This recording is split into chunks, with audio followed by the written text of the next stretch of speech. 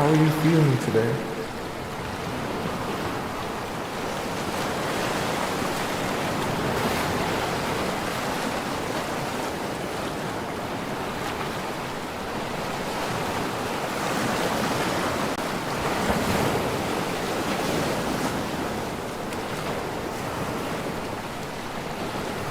Do you feel fulfilled in life?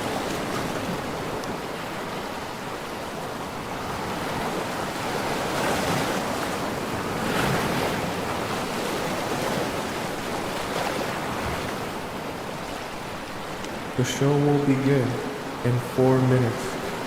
Are you ready?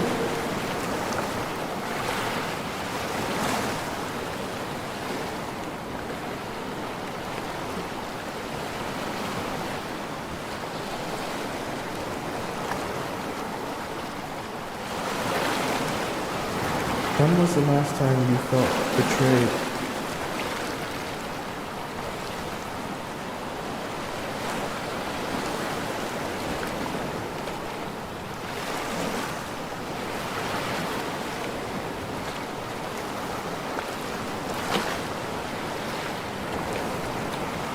When was the last time you felt loved?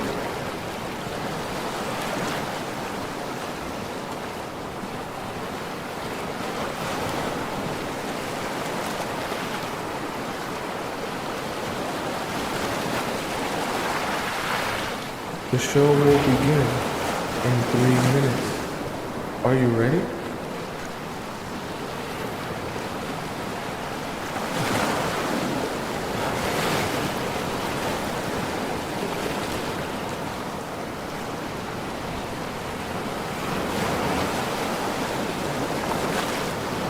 What did it feel like to be in love?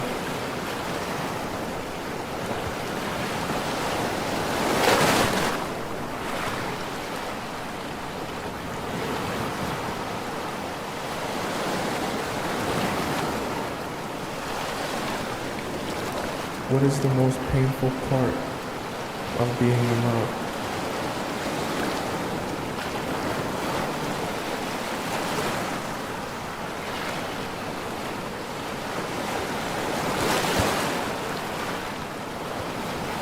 The show will begin in 2 minutes.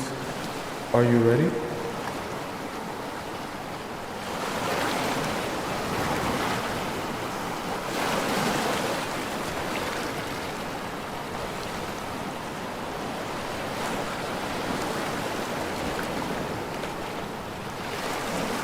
Are you ready to be transformed?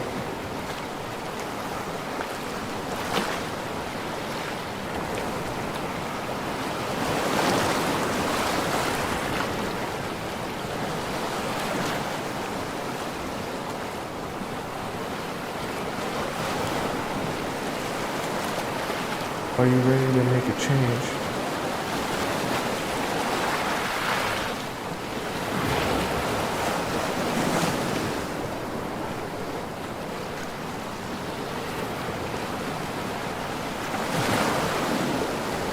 The show will begin in 1 minute.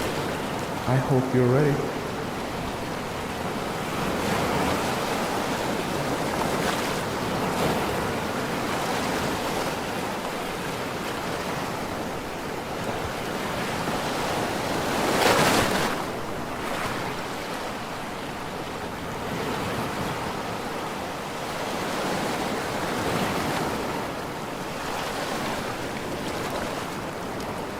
The show will begin in exactly 30 seconds.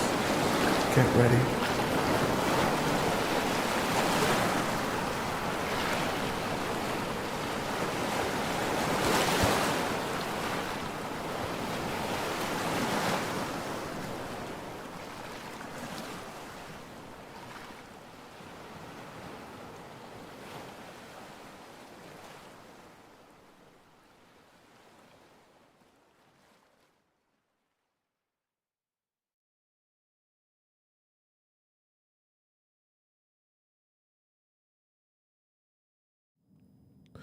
Do you constantly find yourself dating emotionally unavailable men?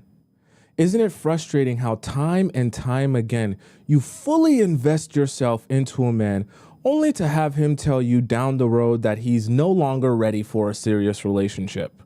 Well, today is the last day you ever have to deal with that again. Because on today's show, we're going to be discussing how to avoid emotionally unavailable men. That way you can avoid being in a confusing situation with a man who is only going to waste more of your valuable time. Welcome to the Players Club. If you're paying attention to me and everyone else in the live stream, please say here present so that I know you're here present and actively participating. How are you all doing today? Okay, someone says I burped real loud.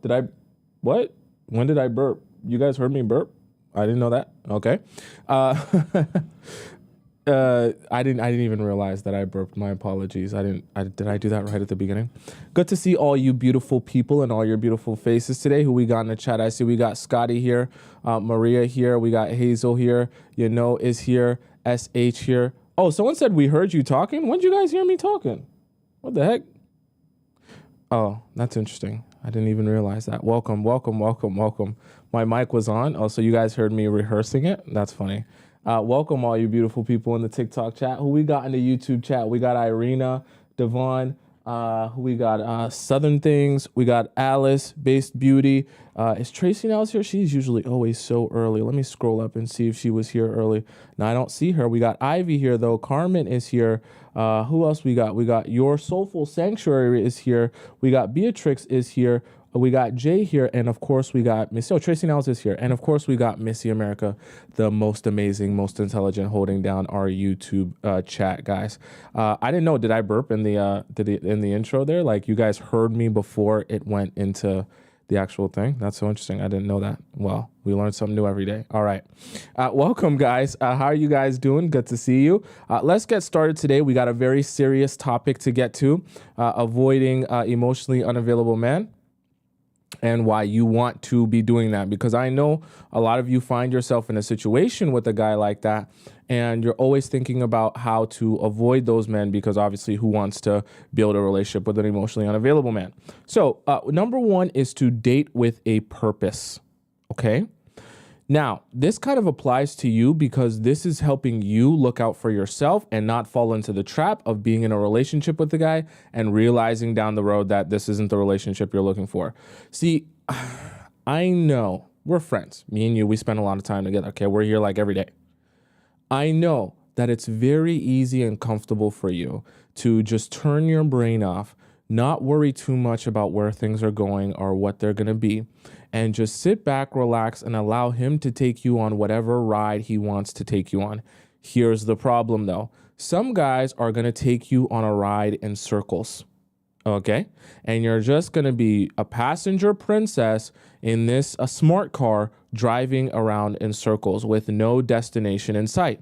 And then at some point, after years and years of driving around in circles, he's going to run out of gas. He's going to get out of the car and he's going to say, great, that was awesome. We spent years driving around in circles. Now I'm going to go do something else somewhere else. And you're like, wait, what? I thought we were doing a thing where we're together forever and I'm your passenger princess and I ride or die for you for the rest of life. And he's like, no, we were actually just doing a thing where we drive around in circles, we laugh, we giggle, we have a little bit of fun together. But then after a while, I get bored of driving around in circles and I move forward with the rest of my life, okay? We don't want that for you. So when you're dating guys, you need to be knowing that you're dating them with a purpose. That means you don't, this is where I'm honestly going to get mean with you. That means you have to take things seriously from the very beginning. You can't start dating men and saying to yourself, well, I'm here just to have fun. Because when you say that to yourself, you're going to go about the relationship as if you're here just to have fun.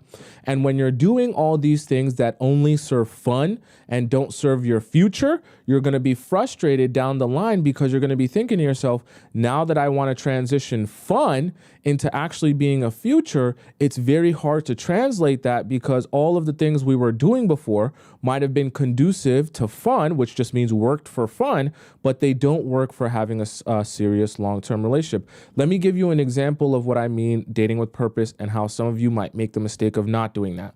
So let's say you are dating around and stuff like that. You get out of a relationship and now you're looking to meet new guys, but you don't want things to be super serious at the very beginning because you just got out of something. First of all, you're the one that's emotionally unavailable, but let's put that on the side.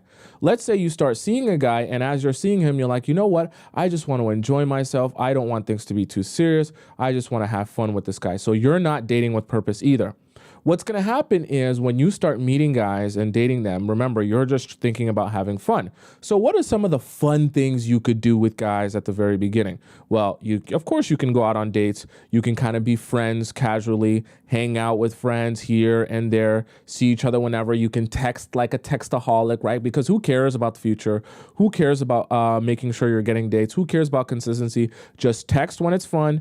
FaceTime when it's fun, when you guys hang out, you go to the club, you grind on him at the club because it's fun, right? You go back home together after the club when you're drunk because it's fun, right? Everything's about fun.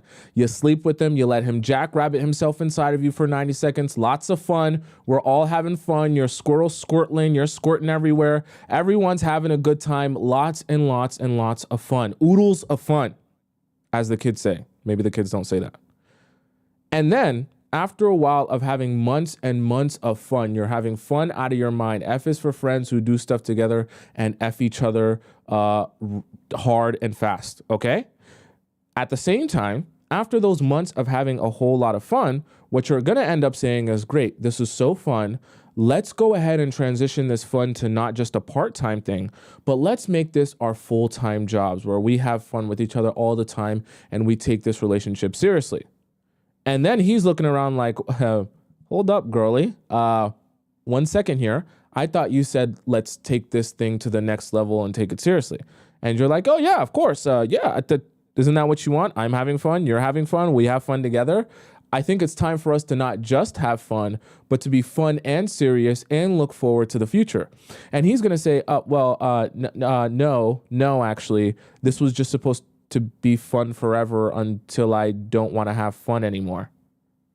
And then what you realize is that when you try to transition it into something serious, he now says, well, I got this going on, and I'll be honest with you, I've got my ex and she's still on my mind and I'm still in love with her. And, I didn't think that things were going to go this far. And, I've got a situation over here. I've got my baby mother. I've got this girlfriend. I've got that ex. I've got this situation. And all of these excuses arise out of nowhere. And you're like, wait a second. I thought when we were having fun, it was all good and you didn't have any issues and nothing was wrong. How come now that I want to build a future and I want things to transition into more than just fun, all of a sudden you have these issues and now you're emotionally unavailable? What the truth is that he was always emotionally unavailable.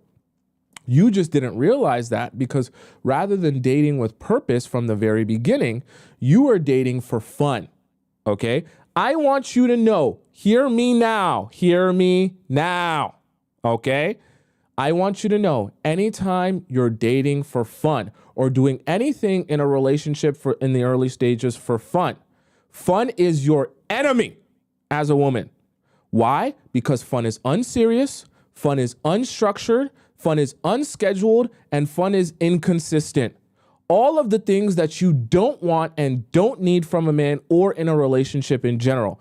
Do not seek out fun in your relationships, especially at the very beginning. It only serves to hurt you and hurt your chances of building something serious with that guy. You need to be a drill sergeant from the very beginning when you hop into relationships. Don't allow men to just have fun with you. We've talked about this before. Do not try to be the fun girl or the yes girl that says yes to everything and you're only looking to have fun. Guys will see you, they'll take advantage of you, and they'll only have fun with you. Then when you want to do something more than fun, they'll say, Missy, you were giving it to me for free, no takebacks, okay? Because they're not looking to pay for something that they were already getting for free. Not that you're an item or an object. I just want you to understand the idea. So when you're going into your relationships, if you truly want to avoid emotionally unavailable men, you have to take things hyper seriously from the very beginning. And I can't stress that enough. Don't allow your mind to fall into the trap of, oh, this is just fun, or I just want to relax and I just want to chill. I don't want to put too much pressure on our relationship, okay? Because those are all the type of tricks that your mind is going to play on you to try to convince you that fun is the best way to go. And don't stress him out by bringing this up and bringing that up and having all these rules and having all these boundaries. Just be someone that's easy to get along with, because that's what's going to make it the easiest for him to like you. And when he likes you a lot and he wants to spend time with you, then your life will be good and you'll fall in love that way. The reality of it is, if you're trying to be easygoing and you're trying to be a fun girl, guys are just going to play around with you. And also, when you're trying to be a fun girl, you're going to end up, because remember, we talk about energy and emotions and aura and all that stuff in this show as well. When you're projecting out fun energy, I'm just here to have fun, the guys who are only looking to have fun will be the most attracted to you, because they know you have no expectations. They know you have no standards. They know they can come and just do whatever with you while they work through their own emotions and their own feelings from their past relationships as well. And so because they're also in the mindset that, hey, I just want to have fun. I don't want to have to think about this. I don't want to have to think about the future. I don't want to have to think about how things are going to develop. I just want to have fun in the moment. Those are the exact type of guys you're going to attract when you don't start dating with purpose, which means from the very first date, or from the very first time a guy acknowledges to you that he wants to spend more time with you and get to know you, you take it deathly seriously. And when I mean you take it deathly seriously, I mean when you get on this date, you're thinking about, okay, what boundaries am I setting right now that I want to last for the rest of the relationship? How do I want to present myself right now that I want him to still see me that way a month from now, 2 months from now, 3 months from now? What am I going to set in place so he knows and he learns me to be this type of person that he has to respect and he has to give a particular type of treatment to, because if he doesn't, he's not going to get access to me. All of these things you need to be setting in place at the very beginning before things develop, because if you're not thinking like that, you're going to attract all the emotionally unavailable men, and then you're going to end up building a relationship, and even more specifically building an attachment to emotionally unavailable men. Because you have to understand, the worst thing to happen to you is for you to make the mistake that, hey, nothing's too serious here. I just want to have fun and who cares about whatever. And you get attached to that guy because you're spending more and more time with him, and you're being intimate with him both physically and emotionally. And now as time goes on and you grow that attachment towards him, when you find out that he's emotionally unavailable down the road, now it's that much harder for you to take a step back from him. Now it's that much harder for you to say no to him. Now it's that much harder for you to say, you know what? This relationship no longer serves me, and I can't continue investing myself in someone who isn't even ready to build with me. Right? When you become so emotionally attached to that guy, you just say to yourself, well, I've already spent a year of my life invested in you, 6 months, 2 years of my life invested in you. So even though I know you're emotionally unavailable, maybe if I just continue waiting another year or another 2 years, eventually you'll become less emotionally unavailable. Because what you need to understand is it's not your job to ever make a man become emotionally available. I'm going to say that again, because I know some of you don't know that. It's not your job to make a man who is emotionally unavailable emotionally available. It is his job to figure out his own feelings, how and cut off his past relationships so that he is ready to build a new one with a new person without all the residue from his past relationship. That is not your job, and it's also not your responsibility to start thinking of strategies to speed him up and get him more emotionally available faster and quicker. Because the only way for him to become more emotionally available is for him to actually have space to be with himself and figure out his own feelings and emotions. It's impossible to figure out his own feelings and emotions when you're here with him. F says, is this recorded or live? 100% live. I can see your message and I can answer your message, okay? Right?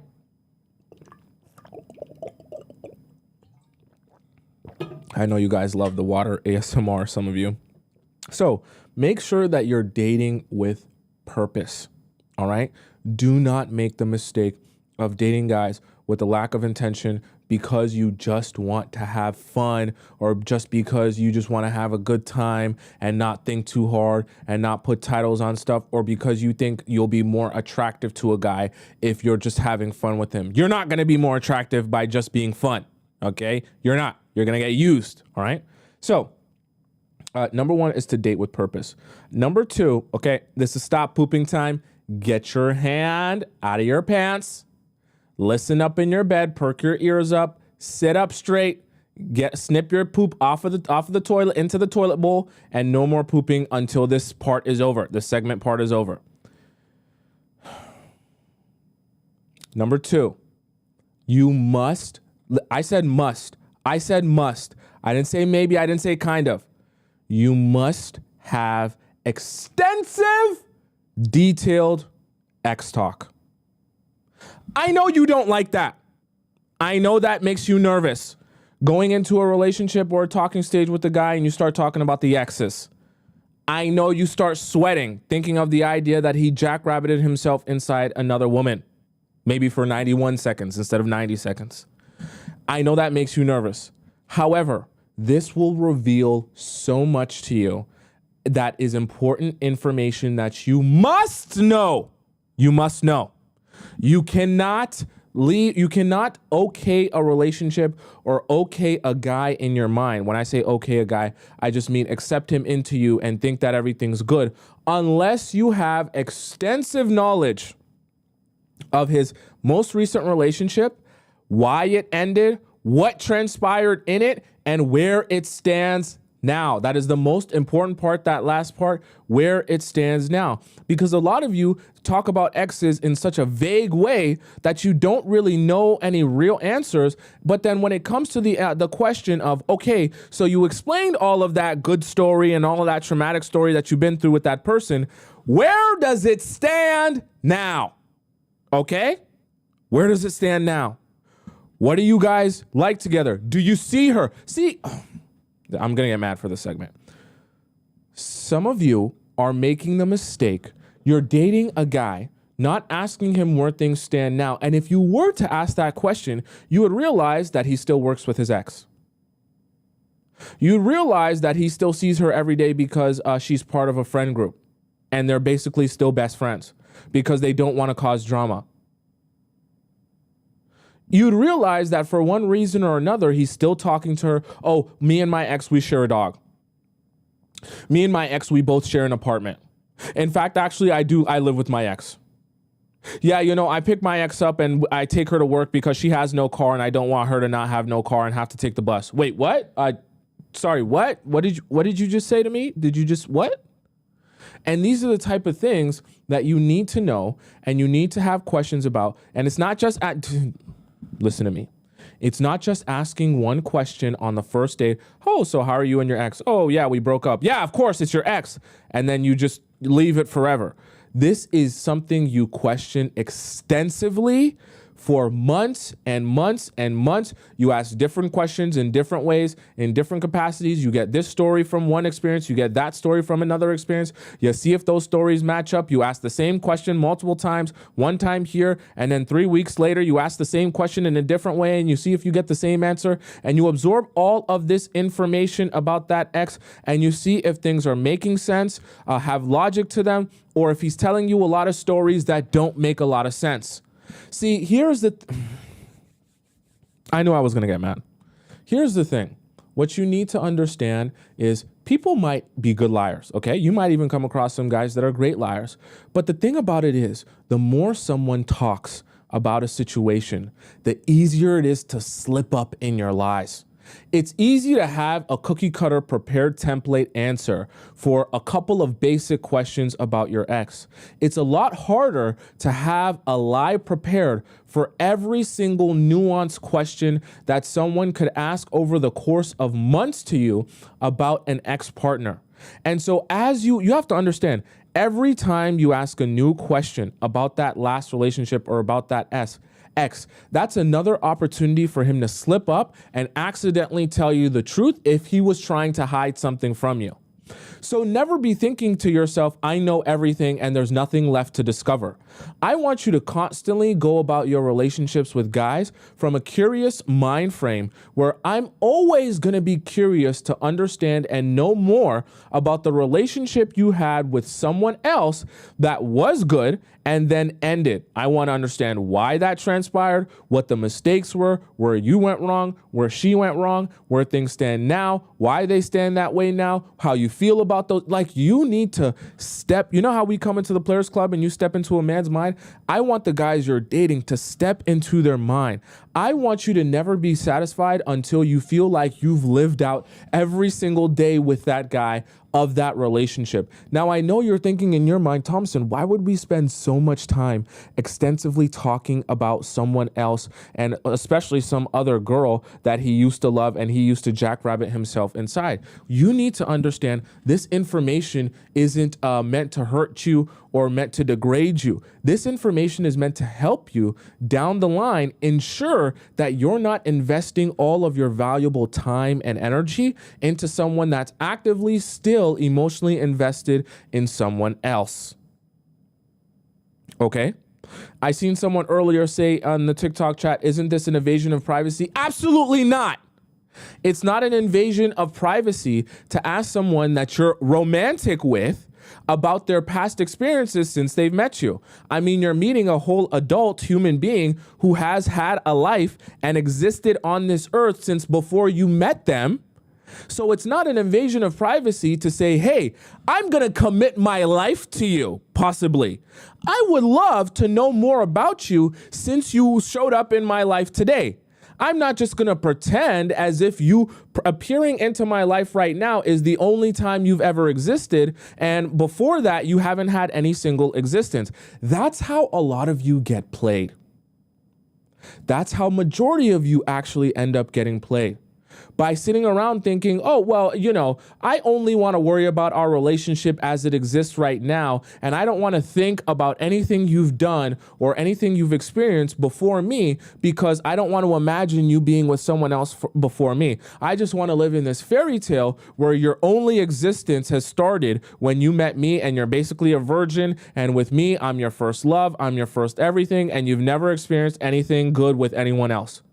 That is a very childish, immature way of thinking, and you'll get played like a child. Okay? You'll get played just like a child if you're thinking that way, thinking that you want to ignore getting all of that information because it'll make you feel better. Okay?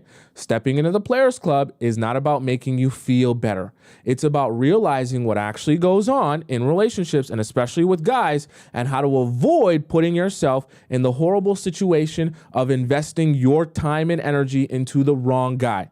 You need to face this head on. Don't make the mistake of thinking that it feels better to not talk about exes or that it's an invasion of privacy to talk about exes. It is not. It's actually your right as their romantic partner to know about their past experiences, okay? Right? And that's more than just who did you sleep with. So don't have your mind on that. I'm talking about what was your experience with someone you said at one point you loved. Okay? You said at one point you were going to be committed to. So the same way you're here with me saying you want to commit your life to me and you want us to be together forever, that's great. But at one point you were saying that to someone else. That's not a crime. But let's unpack why that was at one point someone you wanted to commit your life to and what transpired to turn it into someone that you no longer want to be with. I want to understand you and where you're coming from. It doesn't mean you have to tell him, hey, you're wrong for that or you're a horrible person for that. But understanding him and understanding what transpired in his relationship will give you so much context as to who the person is that's actually sitting in front of you. I seen someone yesterday when I talked about information and gathering information, someone was like, but when I learn all of that stuff, I won't like him anymore or he won't be as attractive to me. Precisely. Okay? Precisely. You have to understand that when guys start giving you real information about them, how they think, what they want, what they desire, who they've been, for some of you, that's going to make him very unattractive to you. Why? Because you're meeting the real person. You're not meeting your imagination of them. And instead of you being allowed to fill in the gaps of their personality with your imagination or your Prince Charming from a Disney princess movie, you actually are getting to know the real him. And a lot of times the real him might not be as attractive as your imagination of him. So when he's telling you all these real experiences and you're like, oh, that's kind of toxic, or, oh, that's kind of not what I'm looking for, or, oh, that kind of sounds gross, I don't know if I want a guy like that in my life, you're actually doing yourself a solid by helping him give you information and admit to you the ways that he might not be the guy that you want. But you know why you're doing yourself a solid? Because down the line, you say to yourself, oh no, I know what type of guy you are. You've actually shown me that you're emotionally unavailable. I'm not going to invest my time and energy into you because I don't need to go off of my imagination of you. I'm actually learning the real you. And the real you is not very attractive to me. And I'm realizing that the real you is actually not who I'm looking for. You have to understand that that actually serves you. What doesn't serve you is allowing yourself to be in la la land where you're saying, oh, I don't want to worry about any of this information. I don't want to bother myself or burden my mind by getting to know you for real. Just say nothing, be quiet, shut the hell up, and allow me to live in my fantasy where you have the longest schlong, you have the most money, you're such a healthy partner, you do everything right, you're so kind, sweet, you give princess treatment all the time, and you're the absolute perfect guy that any woman would be happy to be with. Let me continue living that dream and rubbing a couple out to that dream and that fantasy. Please shut the hell up so I don't have to imagine anything else. That doesn't actually serve you, because eventually you'll find out the truth. But at that point, it'll be a lot more painful because you'll be so much more emotionally invested in that guy by the time you realize the truth. Are we on the same page so far? Okay. I want to acknowledge Electric Feel, who donates $20 in the YouTube chat. Electric Feel says, topic is a banger. Thank you. Thank you for your donation. And I appreciate all of you all who donate. I see a couple people donated in the TikTok chat as well. I see Elsa. Thank you for the donation. Rosemary and Said Manati. Okay. Thank you so much, all of you people that donated. I appreciate you all. All right. Are you guys following what I'm saying here? It's so important. I know X talk is painful. Someone said a lot to unpack here. Well, for sure. I know X talk is painful, and I know it's not what you want to hear, and I know it's not what you want guys to be talking about when you just start meeting them because you want to live in the fantasy. At the end of the day, this will make it, see, you're going to find when you start talking about exes, guys will start admitting to you a lot of things. See, when you get good at asking questions and making people feel comfortable and empowered to yap to you and tell you all their deepest, darkest secrets, you'll be surprised how comfortable guys will be around you to tell you stuff that actually makes them look bad. See, I know that you want this guy to be attracted to you, but when you're going out on these dates, all you want to really be focused on is enchanting him to get him to spill his guts to you. Remember, you're supposed to be like Wonder Woman. And in the comic books, Wonder Woman has this thing called the lasso of truth. The lasso of truth is essentially like a rope, right? That it's a magical rope. She ties it around people. And when she ties that lasso of truth around people, it forces them to start spilling their guts and telling everything that's on their mind. So if you have a criminal that's committed a crime or done something bad, she puts the lasso of truth around them and they admit to all the wrongdoings that they've done. You want to be like that too. You want to use your ability to enchant men to get them to essentially be like your lasso of truth and get them to spill their guts to you like they would a best friend that really wants to hear all the tea. And in the process of them spilling their guts to you, they'll be telling you all the ways they did their ex wrong, or they weren't the man that they needed to be in the relationship. Or even more than that, they'll be telling you how they're still in love with that woman and they're still invested in that woman. And if that woman were to come back into their life, they would happily take her back. Because some of you are meeting guys, whether it be outside, at the club, at the bar, or on dating apps even. I know some of you think guys who are emotionally unavailable are immune to dating apps because you're thinking, why would an emotionally unavailable man go on a dating app? They definitely go on dating apps too because they want to distract themselves, okay? People love distractions. Men love distractions as well. And they love being able to distract themselves from the pain that they're no longer with girl number one by getting with girl number two, who's on Hinge, on Bumble, on Tinder, on wherever it is that he can meet girl number two. And so that he can spend his time with you while girl number two decides if she wants to be with him, or if girl number two ever comes back into his life and decides she wants to give him a second chance, he will gladly run back to girl number two. And you know who's left hanging out to dry? You are.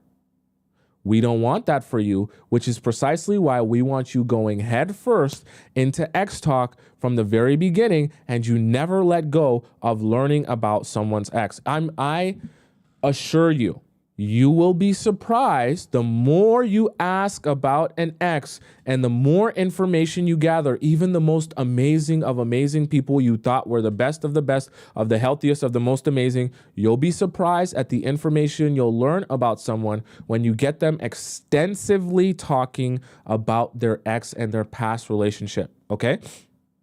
Right? Nor says, who's to say they'll be honest? Exactly. And I'm not saying, which is exactly why I tell you guys, X Talk is not one question on the first date, and then for the rest of the time you know them, you never talk about it again. X Talk is an ongoing conversation that lasts months, if not years. Why? Because the more experience they've had with that previous ex, the more you need to be understanding the context of the conversation. And while people might be good at lying to you one time or two times with cookie cutter template pre-prepared answers, it gets increasingly more difficult to continue the lie on an ongoing basis with questions and follow-up questions and more questions and this question and all these questions that they were unprepared for. Every time you ask another question and every time the days go by and he has to get into more detail about that past experience, it becomes more and more difficult to keep all the lies together in a tight, neat little package. And eventually what's going to happen, like Nor said, they might lie to you at the very beginning, but eventually what's going to happen is after a while, they're going to start slipping up and things are going to stop making sense. Things are going to stop being logical and the stories are going to stop tying together in a neat little package. And you're going to start to notice the breakdowns and the inconsistencies in the stories. And then when things break down too much, you're going to start seeing him shut down and say, you know what? I don't want to talk about that anymore. Why are we still talking about that girl? That relationship's over. News flash to you.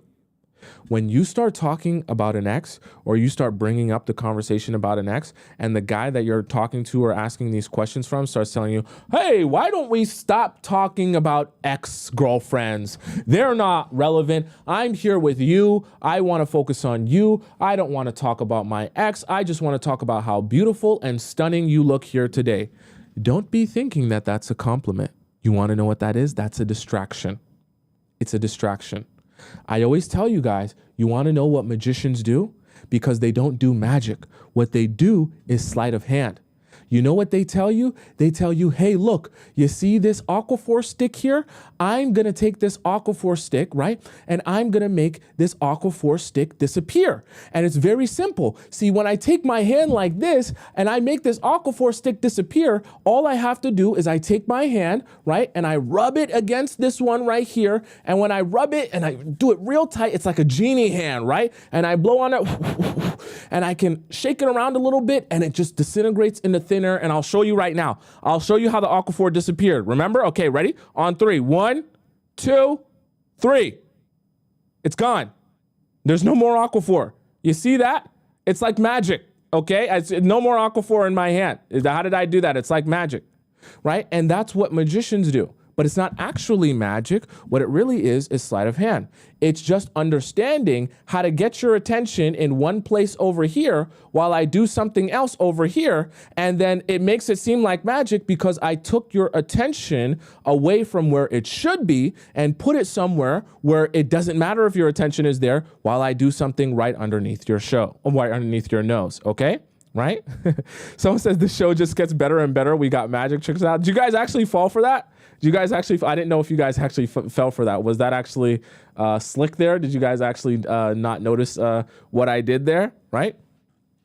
That's what magicians are essentially doing. Okay, right? They're just redirecting your attention somewhere else in a strategic way, understanding what's going to draw your attention. That way they can do something else underneath your nose right in front of you, but then it all seems like magic. It's the same thing our guys are doing when they say to you, oh, actually, yeah, let's not talk about the exes.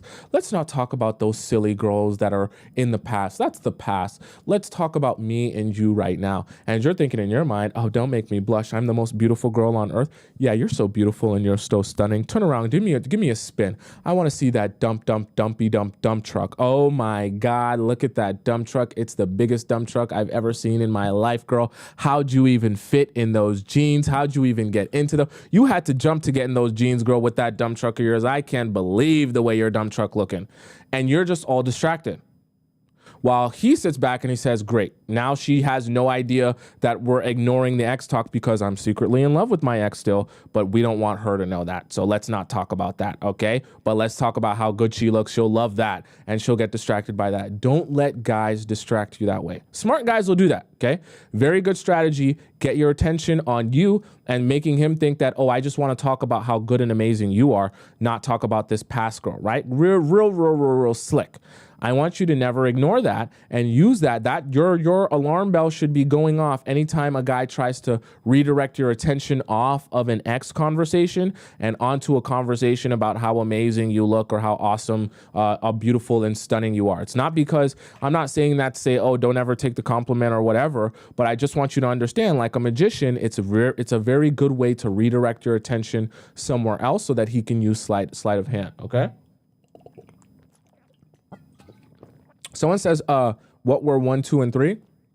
Just go on to my YouTube page. My YouTube page is right above my head. It's Tomisin Tobatella.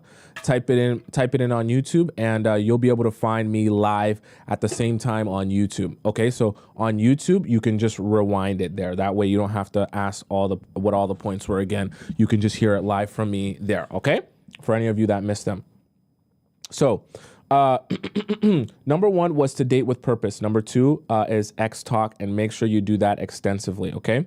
Number 3, and this is super important as well. Number 3, I want you having no fake friendships, okay? Here's the problem. See, fake friendships are real fun at the beginning. And when I'm talking about fake friendships, what I'm referring to is the friendship that you develop with someone that you actually want to be romantic with, but because neither you or him or one of you don't want to address the fact that you want to be romantic with each other and you just want to hang out with each other and not think too hard about where it's going, instead, you build what we call a fake friendship and pretend that you guys are just friends instead of having to acknowledge that you guys actually like each other and want to be romantic with each other, okay? So one of the reasons why I say you don't want to have fake friendships is because fake friendships will always make it easy for you to fall into the trap of not setting boundaries and expectations. But then all of a sudden now you're doing a whole lot of girlfriend and boyfriend things, but you're not boyfriend and girlfriend. And there isn't the boundaries of a boyfriend and a girlfriend. But when you're together, it's just like being with a boyfriend or girlfriend, but you're still friends. What you really are is confused. But you know where that confusion leads is that down the road, once again, kind of very similar to dating with purpose, down the road, when you say, okay, we've been doing this kind of fake like friendship thing for a long time. Can you give me a little bit more clarity as to what we are and what we're doing here? Are we dating? Are we girlfriend and boyfriend? And then this is what's going to happen for a lot of you, because the fake friendship is usually guys' way of avoiding committing to you. He's going to say, I got so much going on and I don't have a lot of money right now and I've got a business and I've got, this situation and this girl that was once we had a thing and I'm trying to figure stuff out with her and trying to understand, what we got going on. And then you're sitting there like, wait, what? The other girl? What is going on? And you're like, no, so we were friends. Like I was dating kind of another girl and we just have this complicated situation, and I'm trying to figure it out and understand it. And you're sitting here thinking, oh my God, I've invested all this time in a friendship that I really didn't consider a friendship. I just didn't want to categorize it, and I just waiting around for him to commit to me. But all this time I wasted on a guy being friends with him when I know deep down I actually liked him and we were sleeping together, so that's not friends. And now I'm realizing that this entire time he's been going back and forth with another girl while simultaneously being friends with me. The reason why I tell you to never allow fake friendships is because under the umbrella of friendship, see, guys are allowed to see other people. Guys are allowed to spend time with their exes. Guys are allowed to date other people, go on dates with other women, and even sleep with other women. Why? Because you guys are just friends. The problem with that is you're not only actually friends. You're friends who sleep together. You're friends who you allow him to jackrabbit himself inside of you, right? You're throwing it back on him. That's not very friend-like, okay? You're making out with him. You're tongue kissing him. That's not very friend-like. You're spreading your legs wide open behind your head for him. That's not very friend-like, okay? A lot of the stuff that you're doing with him is not very friend-like. However, you're categorizing yourselves as friends because it's easier and it doesn't make you stress yourself out saying, oh, well, I should be thinking about what's going to happen in the future, and I should be worried about what he thinks about me, and I should be worried about how I'm presenting myself. You don't want to stress yourself out, so you just allow it to be friends. Problem is, like I said, in the process of you just being friends, those guys date other people, they build relationships with other people, or they have ongoing things with other people that never ended, right? And are still going on while you two are friends. And then when you finally put your foot down and say, wait, we can't do this friend thing forever. What's it actually going to be? He says, well, I don't have a plan for us aside from being friends because I have a situation that I'm trying to figure out with someone else.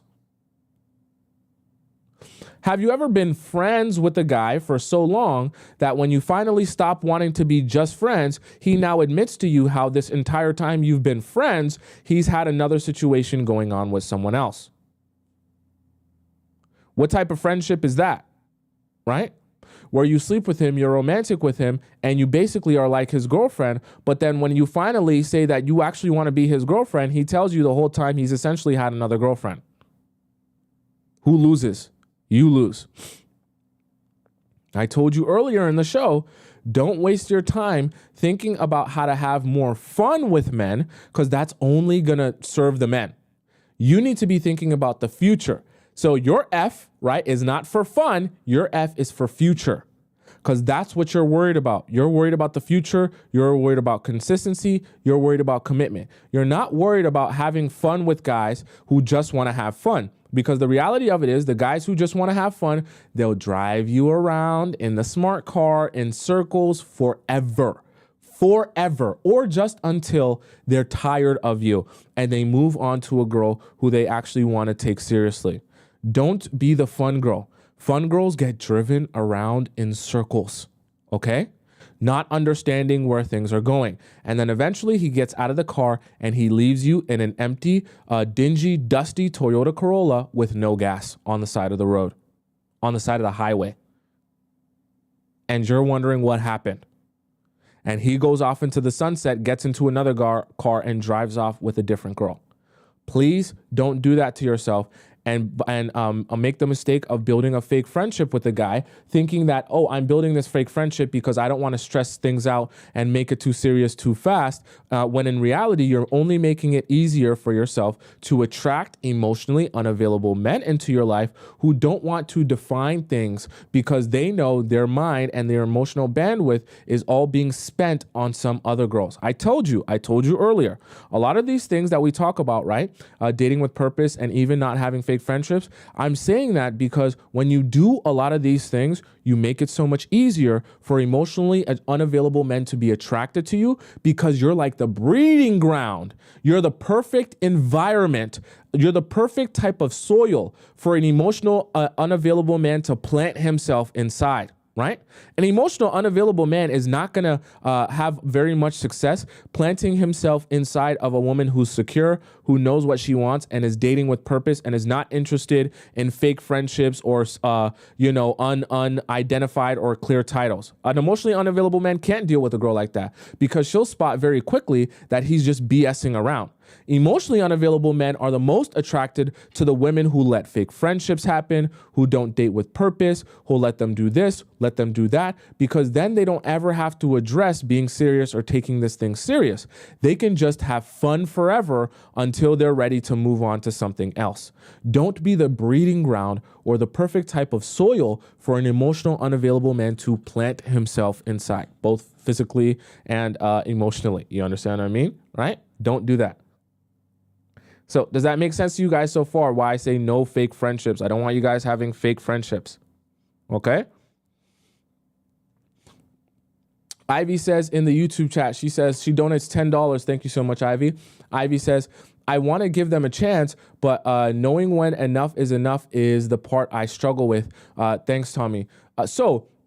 Of course, that is difficult to understand when to cut things off. And of course, you want to give people a fair shot to show you that they're actually serious. Now, you have to understand that someone can be, like I said earlier, in yesterday's show, guys can be intentional while being patient with you. And when it's actually happening, you'll know that it's happening because you won't have to pull teeth to get a guy to just want to see you or do something as simple as take you out on a date or figure out a day to see you. But you also won't have to constantly be fighting him off whenever you try to set a boundary or whenever you try to be look, I'm not ready to sleep with you yet, but I definitely do want to get to know you more. You understand? Guys, trust me. I know some of you feel like it's impossible to meet guys like that, but I promise you there are guys that are capable of being intentional when they really want to be intentional. Now, there's a difference between being intentional and love bombing you, but there is a balance in between that, right? And yes, of course, you want to give guys a chance to show you that they really mean business. But at a certain point, it becomes there becomes a limit to it where if they can't show you anything in a period of time, then at some point you just have to move forward with your life. You can't continue waiting for guys to show you something. And you definitely can't be sitting around in a fake friendship hoping that one day the fake friendship will turn into something. Don't be waiting around for men to take the relationship serious. None of that goes for all of you. Okay. Right? Does that make sense?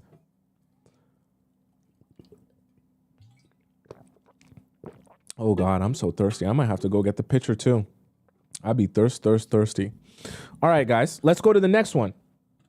So number 1 was to date with purpose. Number 2, X talk. Number 3, no fake friendships. Please, no fake friendships. Number 4, okay, I know I said earlier was stop pooping time. This is part 2 where I want you really paying attention. I want you looking in my eyes because this is really important. And I know some of you make this mistake. This is going to sound really weird for you, but I want you, and I really mean this, I want you to stop dating multiple men. And number 4, I want you to start dating one man at a time.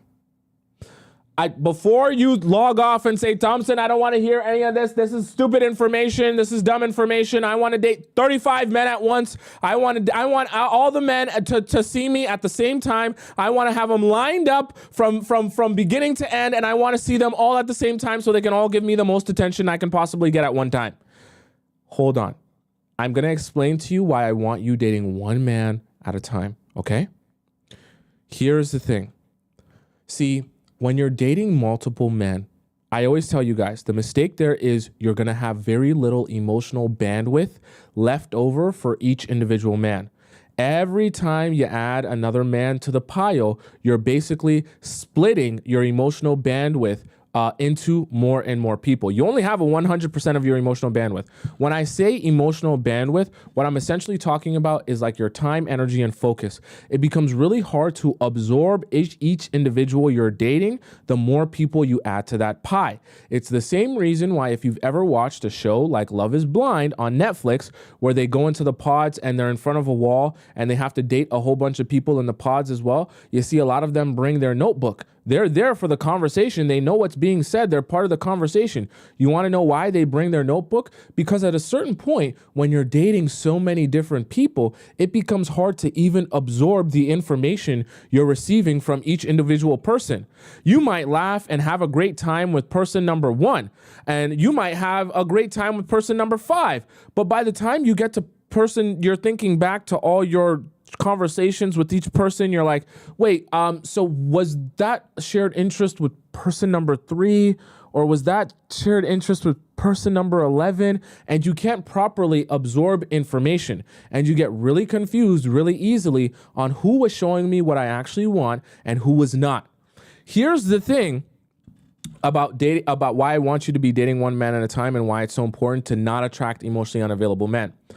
Because when you're dating one man at a time, you're very much less susceptible to dealing with BS that guys will try to present to you when they are emotionally unavailable, but they just don't want you to realize that. Why? Because when you're only dating one man at a time, you're actually paying attention to everything he's saying to you. And even when you're not with him, even if you're on the date with him and he's saying BS to you and you don't realize it in the moment, because he's the only person you're dating, you go back home from the date and you think to yourself, wait a second, he was talking about I just kind of only see my ex sometimes because we're friends in a friend group. But then he said that he hangs out with that friend group like damn near 2-3 times a week. Wait a second. He's still seeing his ex 3 times. Why am I even dating a guy who's seeing his ex? These are the type of things that when you have the emotional bandwidth, because you're only dating one guy at a time, you actually have the space to think to yourself, wait, does what he just said even make sense? That topic or that statement, that's not even logical. That doesn't even make sense. Why did I was on the date and I just said, yeah, because I was on the date. But now that I'm actually thinking about it, that was the stupidest thing anyone could ever say. And either I need to address that or I need to be following up on that, because it requires my full attention to really understand and dig deeper there. Here's the thing. See, when you're dating multiple people at once, it becomes harder to think back to what each individual person said, and you also are way more susceptible to missing things. Because, see, when I'm dating one person at a time, I go home and I only think to what person number 1 said to me. I only think to the conversation we had, the experiences that he shared to me, and if all of those things make sense. When I date 3 guys at once, I go back home and I might be thinking about what guy number 3 said today, and the moment I start thinking about my date with guy number 3, it might remind me of something that guy number 1 said to me, and then my mind goes to guy number 1 and I'm thinking about that date and I'm like, oh yeah, I did like guy number 1 and what he said, and he was like really nice. He's got nice teeth. Oh, but I remember guy number 2, his teeth were even nicer, and I remember when we were laughing with each other and we went back to drink wine, that was so, and you see how your mind hops and skips to this one and that one and this one and that one. And now all of a sudden, you can't possibly absorb the information of what one in particular guy was telling you. So remember why I said you end up being a perfect breeding ground and a perfect pot of soil for an emotional, unavailable man to implant himself inside. See, when you're distracted by having a roster of multiple men, emotionally unavailable men can slither their way into your life because it's easier to go undetected when you're dating multiple men at once. It's a lot harder to go undetected when you're the only guy in his life, right? So guys would love it if you're so emotionally spread thin that you're not able to properly analyze everything that he's saying and take in information. Because then he can slither his way into your life and he can say, oh, you probably won't realize that what I'm saying makes no sense. You probably won't think to be asking me this question about my past relationship or my ex or what's going on with me. And you'll just be thinking about having a good time with me and getting some attention from me, because tomorrow you're going to go on date number 2 with guy number 4 and you're going to get some attention from him. Then you're going to go on another date with guy number 5 that you met on Hinge and you're going to get some attention to him. And your mind's only focused on getting attention and not really extracting information. So what can I do? I can slither my way inside of you, jackrabbit myself inside of you for 90 seconds, get my enjoyment from you. Meanwhile, you're so focused on dating 95 men at once, you don't realize I'm not even emotionally unavailable. I'm not even the guy guy you're looking for. I'm playing you too. So, but you have a roster, right? You're happy with your roster. You don't realize what I'm actually doing here and how I'm actually slithering myself into your life, but I get what I want. So I don't want you to realize that. Okay. Right? One of the best things to ever happen to men. Okay. I see, what is it? Shaw saying, Cap. I seen her saying, don't listen to this, guys. Don't listen to this. Shaw, I can assure you, if you want to date 95 men at once, please, let me say it in the mic. Shaw, if you want to go date 95 men at once, go date 95 men at once. And I want you to come back and tell us how that went for you dating 95 men at once. Let me know if you found one good man in those 95 men and if that worked out for you, okay? Right? I want you guys to understand the easiest way for men to trick you. It's the blessing to the earth for the men. The idea that you as a woman, hey, you're empowered. It's 2024. You can do exactly what men do, and you can go out, have a roster of 10,000 men at once, date whoever you want all at the same time, get attention from all of them, have them all date you at the same time, right? And then that way the men are like, oh, this is awesome. This is so awesome. Because when she dates all of us at the same time, she won't possibly be able to absorb either of us, right? Any of us. And she'll be so distracted by dating all of these men at the same time that we can all slither our way inside of her, get what we want, and then we can be Audi 5000. Okay? I just want to be real with you. We have emotional bandwidth as human beings. Right?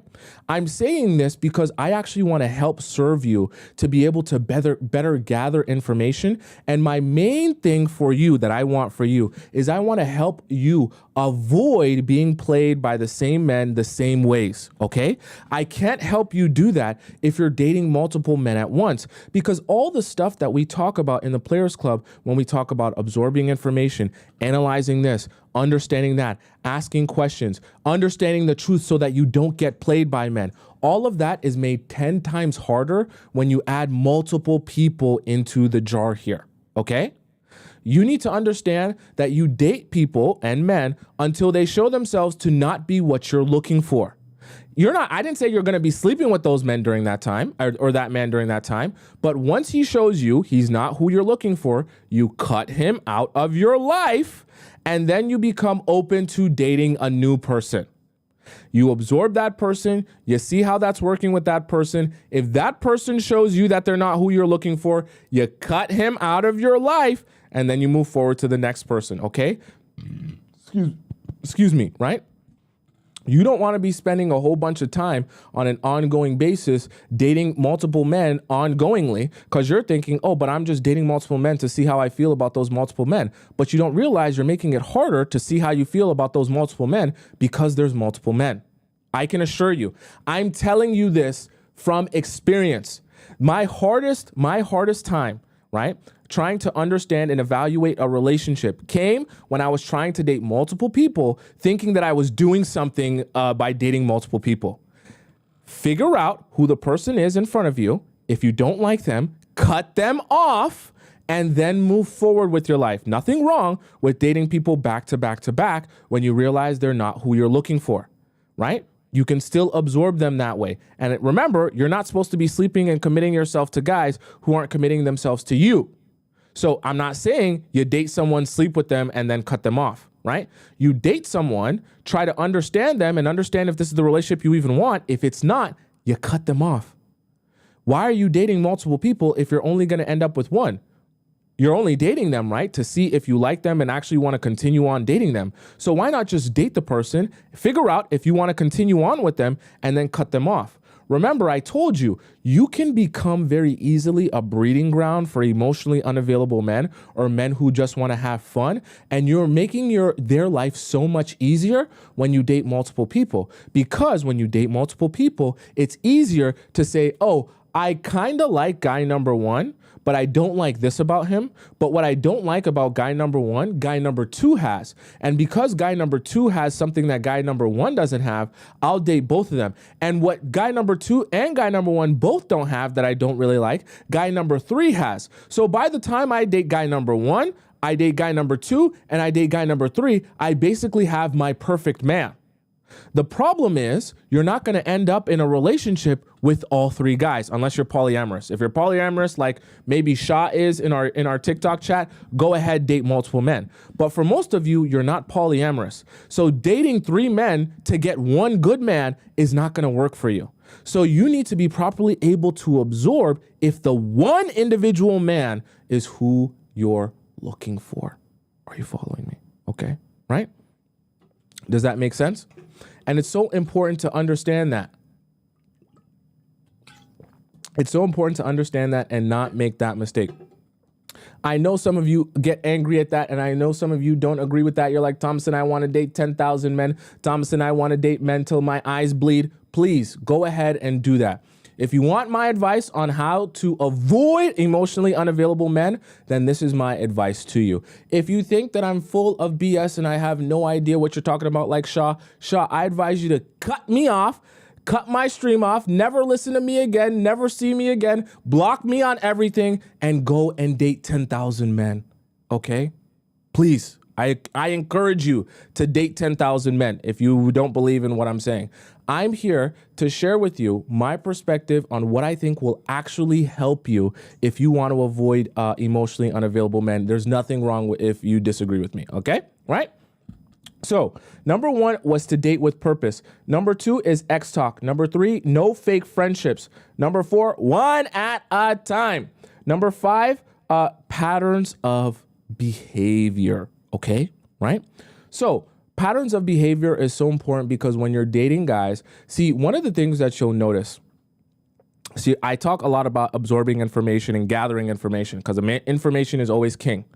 One of the things you'll notice when a guy is emotionally unavailable, you'll start to notice a lot of inconsistencies in the way that he approaches or treats you based on someone who is supposed to be ready for a full-time serious relationship, okay?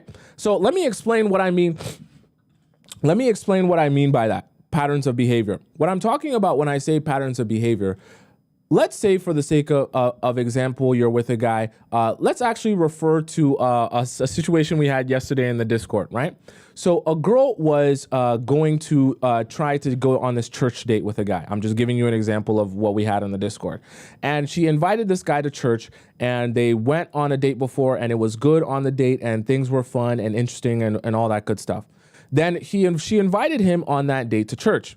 When it gets to the day leading up, a couple days leading up to church, he doesn't really message her. He doesn't really reach out. And she's thinking to herself, but I thought we planned to see each other at church and we were going to have a little church date and things like that. And he never messaged. Then she messaged about a day before and said, hey, I feel like we haven't properly planned this church date. Maybe we're just going to have to cancel because like this is very, very last minute. And he says, all right, cool. Yeah, whatever. And she's like, wait, what? That's it? So you're not going to message me leading up to the plan that we had. And now that we have the plan, you're just not going to say anything. You're just going to be like, whatever. That doesn't seem like someone who is actually ready to build a long-term serious relationship. So the reason I bring up patterns of behavior is because remember, when you're dating someone, you're always analyzing their habits and the way they go about stuff, and you're using that as information to determine who they are. Start taking notice of the patterns of behavior that are in line with someone who is trying to build a long-term serious relationship. Because the reality of it is, when someone is trying to build a long-term serious relationship with you, there's nothing wrong if they become busy, but they're going to make you aware of the fact that they're busy. There's nothing wrong if they don't text you for a couple of hours, maybe they got stuff to do. But when people are disappearing on you for a couple of days, that's a clear sign they might have something else going on. I want you to think to yourself, the moment you start identifying qualities or character traits or patterns of behavior that aren't in line with the logical human being who would say, I want to build something with you and be in a serious relationship with you, you need to start identifying that pattern of behavior is actually more in line with someone who's emotionally unavailable than someone who's emotionally available. Because someone who's emotionally unavailable might come and be like, oh, I love you so much and I want to be with you and I want to spend all this time with you for a couple of days, and then a couple of days they go ghost. Or they come and see you and everything is so good and amazing when they come and see you. And then when they're gone from you, you just never hear from them. Okay. And a lot of times that usually means for the guys, right? The guys that can't be consistent with you time and time again, and they just show up and they're really hot for a couple of days and then they're gone and they're cold. A lot of those men are actively emotionally invested in other women, and they don't see. Remember, I talked to you guys about emotional bandwidth. See, the same way you can tell when a guy is seeing multiple people or spreading himself emotionally thin, because he doesn't have the same level of emotional investment in you that you have in him, and that you would naturally expect from someone who's saying they want to commit themselves to you. So take notice of that when you're dating people. Take notice as well of the guy you're dating's emotional bandwidth. If he doesn't seem to have a lot of emotional bandwidth left over for you in order to invest in you and care about you and care about how this relationship is going, that's a sign he's emotionally invested in someone else. Because it's natural for people, for example, if a guy, let's say you're dating a guy, right? And in the process of dating a guy, let's say he flops on a date. And he really genuinely didn't mean to flop. It just skipped his mind because he had an emergency to deal with or whatever it may be. He's going to message you and say, oh my God, I'm so sorry that I messed up our date that we had planned. And I feel so badly about it. I want to make it up to you. I apologize for flopping on you. I know I had an emergency and this was going on. And I assure you, I want this and I want to take this serious and I want us to work. Please let me make it up to you. I want to take you out for a nice dinner this week. Let's do Saturday. I really care about this and I want this to work. You see, there's a way someone will approach it when they actually care and they have that emotional investment in you. But when someone doesn't care, this is what they'll do when they make a mistake and they flop on the date. Oh, yeah, my bad. I didn't message you. Yeah, my fault. I was busy. And he'll say that 3 days later when you message him and say, hey, how come you didn't show up to our date 3 days ago? Yeah, my bad. I was doing a thing. What were you doing? Yeah, it was a work thing. Yeah, my bad. No sort of care, no sort of remorse, no sort of empathy. You know why that is? When guys are showing a lot of cold, just said it right, a sense of coldness, right? And guys seem to have a lack of empathy with you. That stems from the fact usually that his emotional investment is in another woman, which that's the woman he cares about. That's the relationship and the grass he's trying to water. That's the one where he gets, all confuzzled about and be like, oh, I apologize. My bad. I want to make sure we're good, right? Guys want to make sure you're good and make sure the relationship is good when they care. When they don't care or they're caring about someone else instead of you, they're going to be kind of hands off. They're going to be very aloof, and it's not really going to bother them if you're upset. So take notice of those patterns to say to yourself, oh, yeah, before I even get started building here with you, I'm already seeing the patterns and the sign, because a lot of this stuff, right, this pattern of behavior, by the time you start asking a lot of good questions and things like that, these patterns of behavior will be in conjunction, in combination with all the other stuff that we talked about and all the other information that you gathered. So by the time you start seeing this on an ongoing basis, ding, ding, ding, ding, ding, your alarm bell should be going off and you say to yourself, yeah, you know what? You're not who I'm looking for. Clearly, you've got something else going on. Even if you might not have told me or I might not be aware of it right now, I know for a fact something else is going on. You either have some sort of attachment or some sort of ongoing situation. Perfectly fine, but I'm going to take my ball and go somewhere else because I can't be wasting my time with you knowing that you're not even prepared to build anything with me. Okay? Does that make sense? You don't want that, okay? Atoka says this is dismissive avoidant behavior. Well, at a certain point, right? Think about this as well. At a certain point, when someone is so avoidant that you can't even build a relationship with them, it's kind of the same thing as being emotionally unavailable, right? If you're so avoidant that it's impossible for anyone to be with you or anyone to build something long lasting with you, it's kind of the same effect as having an ex that you're still in love with, because I need you to be emotionally available enough to care about our relationship so that you can have empathy, so that you can have remorse, so that you can be trying to do better and water this grass and make sure that we're all good.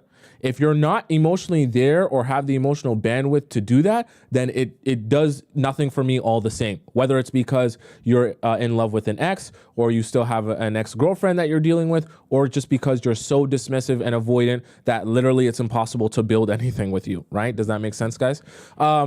Ivy says it donates $10 again in the YouTube chat. Thank you so much, Ivy. I appreciate you. And she says, should we call them out on bad behavior? You're talking about if a guy presents to you guys any of these things that we talk about. I just don't think that it's necessary to do that, because by the time you start seeing that, it's a clear sign that it's already happening. So I'll give you an example. A guy who is really dismissing any talk about his ex and he wants to really avoid that, or he wants to do something like build a fake friendship with you so that things don't have to be clear and understood and have boundaries and expectations. By the time you start seeing a lot of the stuff that we talked about here today, you're already in a place with that guy where he's emotionally unavailable. And remember, I said it's not your job to make a guy emotionally available when you identify that he's emotionally unavailable. So it's pointless to call them out, because what are they going to do? They're just going to identify the ways that you identified they're emotionally unavailable, and they're going to try to like pretend that they're not emotionally unavailable and stop doing those things that are so obvious. So now you've just made your life harder, because now the signs that were supposed to be there to help you determine what this is, he's going to like try to erase those or make those harder to spot because you brought that to his attention. Once you start seeing, and the thing about it is, emotionally unavailable men, they're not that good at hiding this. When you get good at absorbing information about people, these type of things become very obvious very quickly, because they start all happening at once, which is why we have this show, because when we talk about it and you listen to it over and over again, it becomes real easy to spot this stuff. Then when you go into your relationships, you're like, oh no, I see this happening. And you don't need to like be like, oh, you're emotionally unavailable, so I'm going to stop talking to you now. Just stop talking to the guy. You understand what I'm saying? There's just no point, because what's going to happen from there? He's not going to become emotionally available because you bring it up. He needs whatever space he needs to get over that situation, and you just allow him the space to get over that situation. Don't be trying to, force guys to become emotionally unavailable, okay? Electric Feel in our YouTube chat. You guys are so generous today. Thank you so much. Electric Feel in our YouTube chat. She donates $50. Let's give a round of applause to Electric Feel. Thank you so much. I appreciate that on YouTube. YouTube chat is so generous. What's going on with you guys on TikTok? No, I'm just joking. Electric Feel, thank you so much. I appreciate you so much for that. She just says in her message, we love you. YouTube chat, they be so generous. So generous. All right, guys. So does that make sense to you guys here today? Okay. So these 5, date with purpose, X talk, no fake friendships, one at a time, and patterns of behavior. Nor said we're broke on the TikTok chat. It's okay, guys. It's not that big a deal. I was just making a joke. The YouTube chat is very generous though, so I appreciate them and I appreciate you all. Okay. So next, do you guys have any questions about any of the things, any of the 5 we just discussed?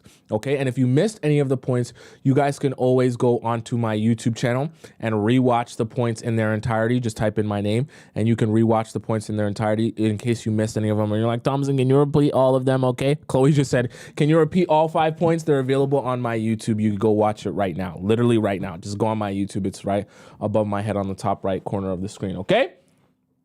All right. So, with that being said, we're kind of, we're running late on time here. We want to hop right into the next segment, okay? I don't want to waste any more time. You guys know what time it is. If you haven't been here for a while, you don't know about this new segment. But in this new segment here, we react to some videos around town on TikTok, and well, it's mostly on TikTok, and we give some analysis on some of the videos that are going around town here on TikTok. So we got some good stuff to react to here today. Let me pull up my my TikTok here. Okay, we'll pull that up in here. Make this a little bit bigger. Okay. There we go. Make this nice and big for you guys. I know you guys can't see it here. Let me just make sure this is good. Okay, there we go. That's so annoying. Can you guys can't even see that yet. Let me make sure you guys can see that.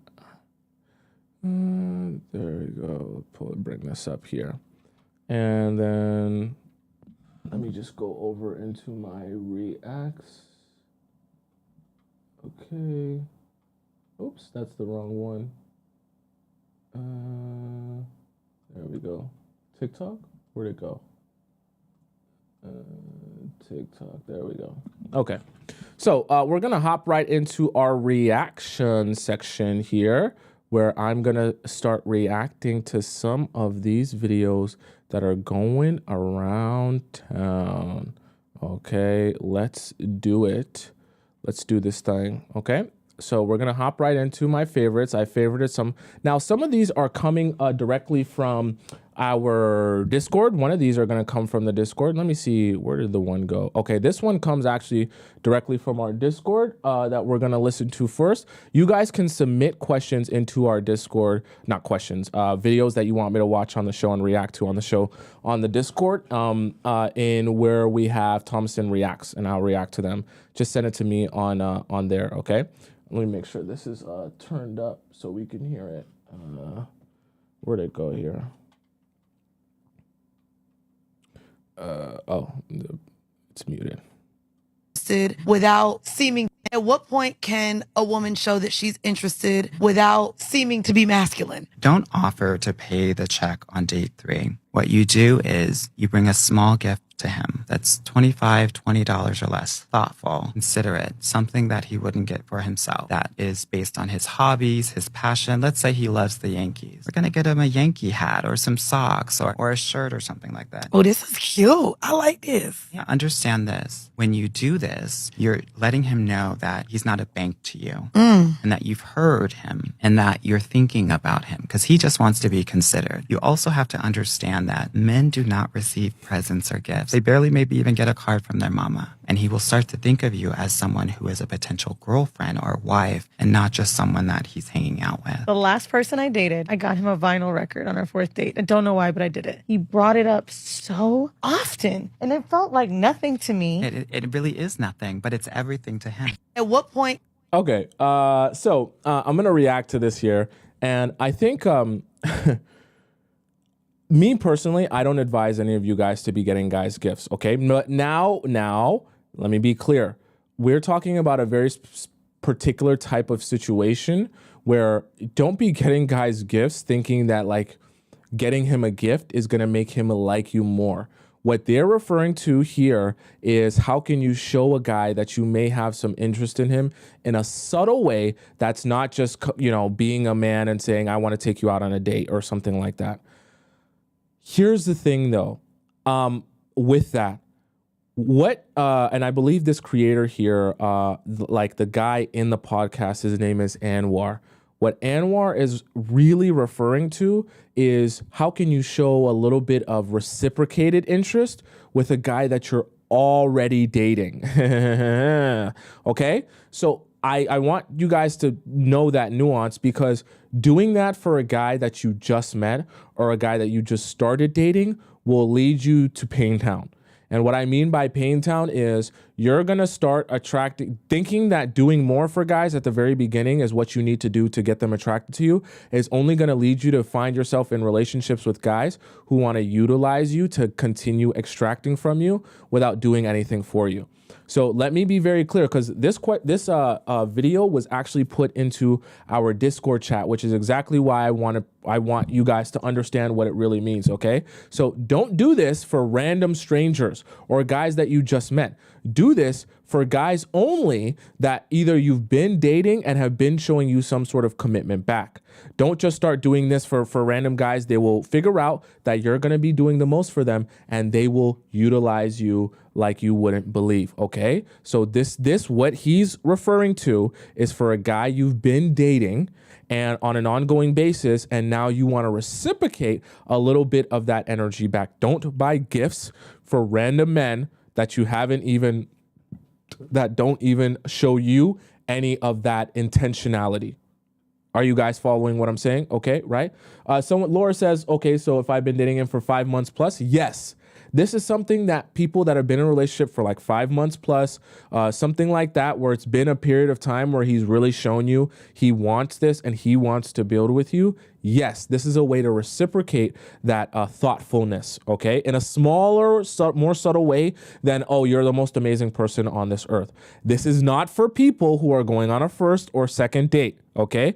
If newsflash for you, if you don't know his last name yet, you shouldn't be doing any of this, okay? Don't be doing any of this, right? If you haven't met some of his family yet, or his good friends, close friends yet, don't be doing any of this, all right? That does not apply to you. Let me be very clear because I feel like it wasn't clear in the video there, all right?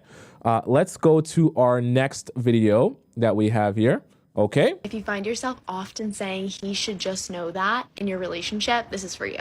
The other day I was going out to lunch with some friends and my partner, and I got all dressed up and I felt really pretty, but he didn't tell me that I looked pretty. And I noticed that as we got to the restaurant, I was starting to feel resentful because I just wanted him to tell me that he thought that I looked pretty. So in the midst of feeling this resentment build up, I took a deep breath, stopped myself, and asked him a question playfully. And I said, hey babe, do you think I look pretty today? And I said, I really want you to tell me that you think I'm pretty. And listen, in the moment, I definitely felt silly saying it. And then he stepped back, he looked me up and down, and he said, oh my God, you look gorgeous, you look beautiful, you look so pretty. And instantly my resentment melted away. And we walked into that dinner feeling so connected. I could have easily spent the night resentful, making up stories about why he didn't tell me that I looked pretty, and thinking he should have just known. If you find yourself often saying... Okay, I actually really like this video that Kelly made here because it really is facts. And this honestly applies to guys as well. But I know that a lot of girls struggle from this because I've heard this from girls as well, even the ones in a relation, me being in a relationship with them. Guys can't read your mind. So there are some times where if there's something you really want, and okay, once again, this applies to people already in a relationship, okay? Sometimes when you're thinking that, hey, your man or your boyfriend should just know that that's already what you want, sometimes they are unaware of that, especially if it's something small like, hey, I just want to be complimented or I want you to know that I would like to be called pretty today.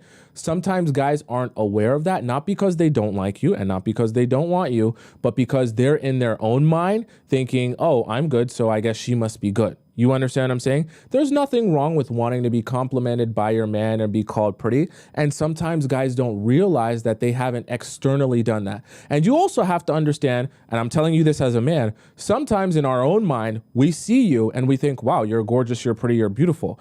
But because we're in our own mind and we say that to ourselves, we don't think it's necessary to say that to you because we have done it to ourselves. And a lot of times, especially when it comes to just simple things like compliments, we don't realize that in order for you to know that we feel that way, we have to outwardly express it. So sometimes small things like this are good to mention when you're in a relationship with the man that calls himself your boyfriend, not a situationship, so that he can understand, okay, I actually do think you're pretty and I was thinking that the whole time. I just didn't say it, okay, right? Now, someone said it's giving pick Misha. Like I said, this is what you do with your boyfriend, a man that actually identifies himself as, you know, being with you and says like he's also committed to you, right? You have to understand there is a process of communicating to each other what your needs are, okay? Some of them are going to be smaller that he might not realize, okay? So that's why I want you guys to understand nuance in situations. A guy who's with you might think you're beautiful, but just not know that telling you that on this day would really take you over the moon. Do you understand what I'm saying? That doesn't mean he's a bad person or he doesn't like you because he doesn't say that to you right now in a time where you really would appreciate it. And so sometimes you have to be able to understand that your partner's not trying to hurt you by not saying the thing that you feel is super obvious to say right now in this moment, okay? There's a difference between that and a guy like slapping you in the face and disrespecting you and calling you names, and you're thinking to yourself, well, I'm just gonna withdraw and I shouldn't have to tell him what he needs to apologize for. That's a totally different thing, okay? Then you shouldn't have to be explaining to guys, hey, you did this wrong, and hey, you did that wrong, and hey, you did this wrong. What she's referring to here is communication that is required in a relationship so that you guys can understand each other better and understand your needs better, okay? Right? Best says, thank God I don't live for external validation. Well, of course. And in a perfect world, I know all of you guys would be so evolved that you never need a guy to compliment you. But the reality of it is, I know some of you would love to get a compliment from the man that you're dating, which is not a crime. It's not a crime, okay? What she's referring to here is not a crime, okay, guys? I don't want you guys to think that I'm Mr. Hard Pants, that sounded weird. Hardy pants, where I expect you guys to never be soft or feminine or want to be complimented by the guy that you're in love with and you're dating. Like, let's be for real, okay? Let's go to the next one. Here's the thing. I could be so into you, and I'll still leave you alone. And that is why I continue to say texting is not the only way that someone can show their interest in you. Who is this? Who is this here? Sabrina Zohar? Who is that? She knows exactly what she's talking about. We don't do textaholics around here. Do you hear me, Players Club? We don't do no textaholism in the Players Club, all right? So whatever Sabrina has to say is probably good because she started off by saying texting is a waste of time, essentially. I want you to know that. Don't be spending all your time falling in love over text. You. A lot of people don't want to fucking communicate all the time. They might be into you, but they don't feel like they need to show it to you every time because like this gentleman goes on to say, it's because I don't need you. I like you. And when you've just started dating somebody, you don't fucking know that person. So why would they start including you in your day-to-day life when they don't fucking know you? So let's learn to chill, sit in the discomfort, figure out that dating is the unknown. There are no guarantees, and it doesn't matter how many times somebody fucking texts you, it's not going to quell that anxiety. Instead, what will is learning to reparent yourself and calm your nervous system and stop expecting other people to. Here's the thing. I could be so into you. Okay, she curses a lot. I don't know if I like that, but I do agree with what she's saying. Okay, in terms of like texting is not that big a deal. Okay, right? And let's replay some of what she said here. Time, because like this gentleman goes on to say, it's because I don't need you. I like you. And when you've just started dating somebody, you don't fucking know that. Yeah, so you don't want to get into the mind frame that I just started texting you, and because I started texting you, like you are the be all and end all of my life. Remember, I always tell you guys, don't go into your relationships with guys and allow them to feel like they're bringing the sunshine into your life. It's not good. It's not good at all. And because the reason I say that is because the moment you allow guys to feel that way, that they're bringing sunshine into your life and all the happiness, they'll immediately get the ego that, hey, I'm also, if I leave or walk out of your life, I'm walking out of your life with all of your happiness in my hands. And that's a lot of power. And you know what men usually do with all that power? They abuse it. Okay? That person. So why would they start including you in your day-to-day life when they don't fucking know you? So let's learn to chill, sit in the discomfort, figure out that dating is the unknown. There are no guarantees, and it doesn't matter how many times somebody fucking texts you, it's not going to quell that anxiety. Instead, what will is learning to reparent yourself and calm your nerves. Yeah. She's basically talking about how to recover from textaholism, okay? And I don't like all that cursing, but that's what she's essentially trying to say. And calm yourself because you don't know that person, you've never met that person, and you're not living in a Disney princess movie, okay? I know that sounds horrible and that's super shocking and jarring to you, but the reality of it is texting someone you've never met and getting excited about that is a waste of your time because what you're texting and what you're fantasizing about and you're getting all wet and lubricated for is the fantasy of what they're like, not who they actually are, okay? And just continue to realize that I'm texting you to eventually see you in person and use that meeting to judge whether or not I like you, not all this texting BS. Nervous system and stop expecting other people to. Yeah, so that is essentially that, okay?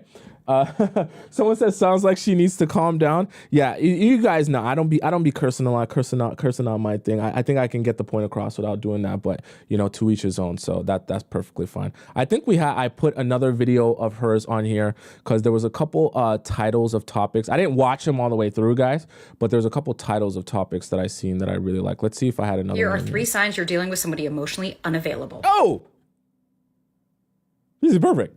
Okay, so let's see what her 3 signs are. And I haven't watched this all the way through, so let's see if her 3 signs match with mine.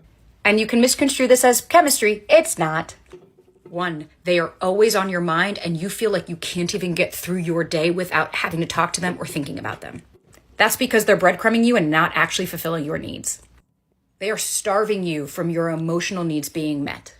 And so they're on your mind all day because you can't even function without thinking about them because you don't know what's going to happen next. You don't know what the next step is going to be and you don't know what they're thinking. And the reason you talk to all of your friends and family about it is because you don't actually know what they're thinking. And so there's a confusion there. So you keep talking about it to try to make sense of their inconsistency.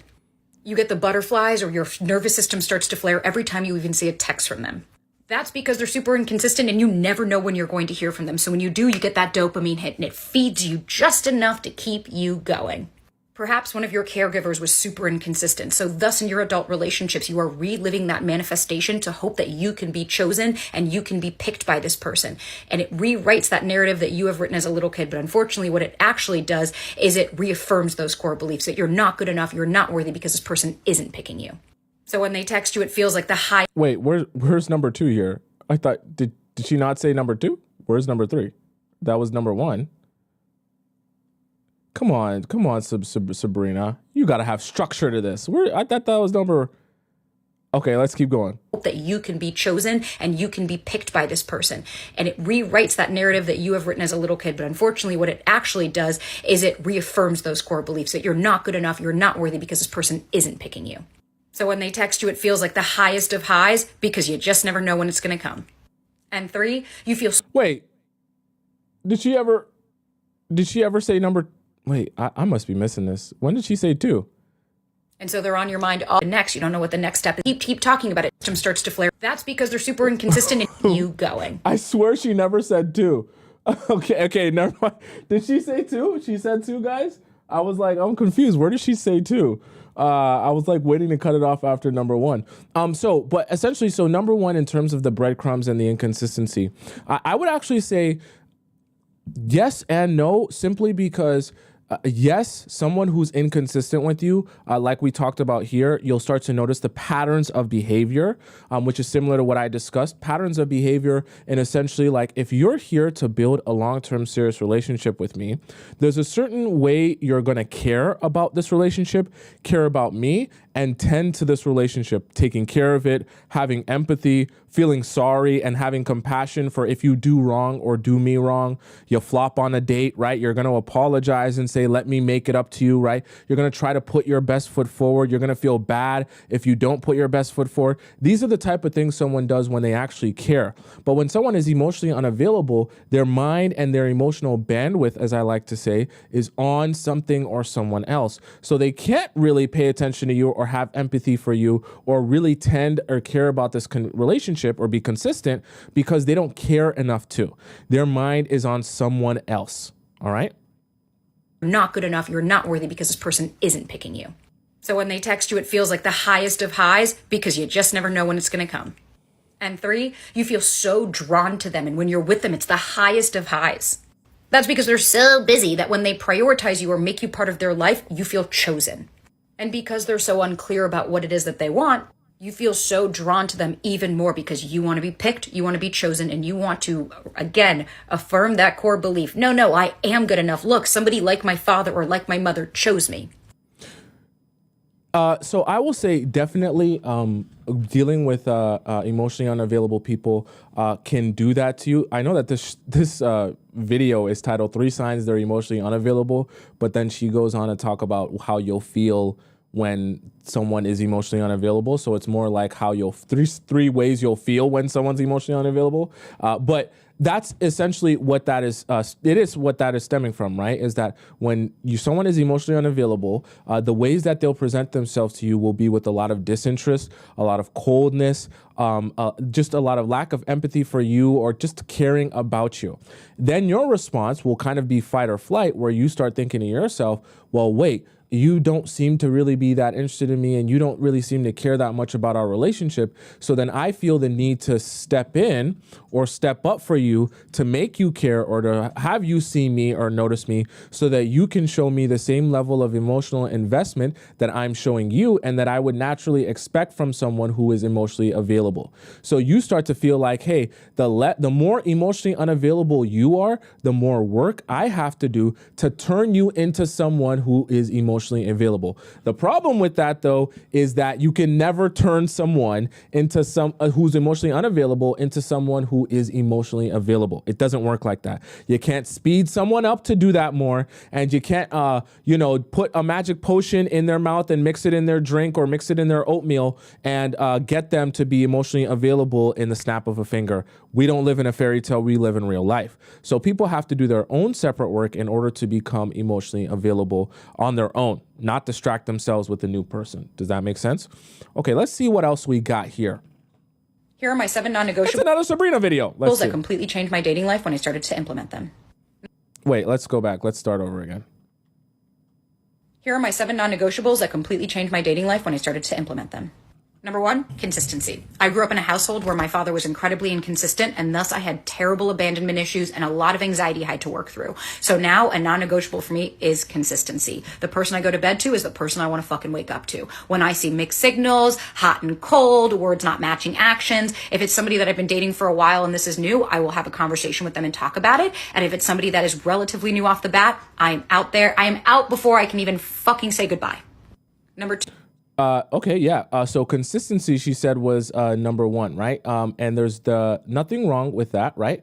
To be expecting people in your life to be consistent with you. Also, as a woman, you're gonna be a little bit more emotionally like this, up and down. There's nothing wrong with that. You're a woman, you have the feminine energy. That's how you're supposed to be.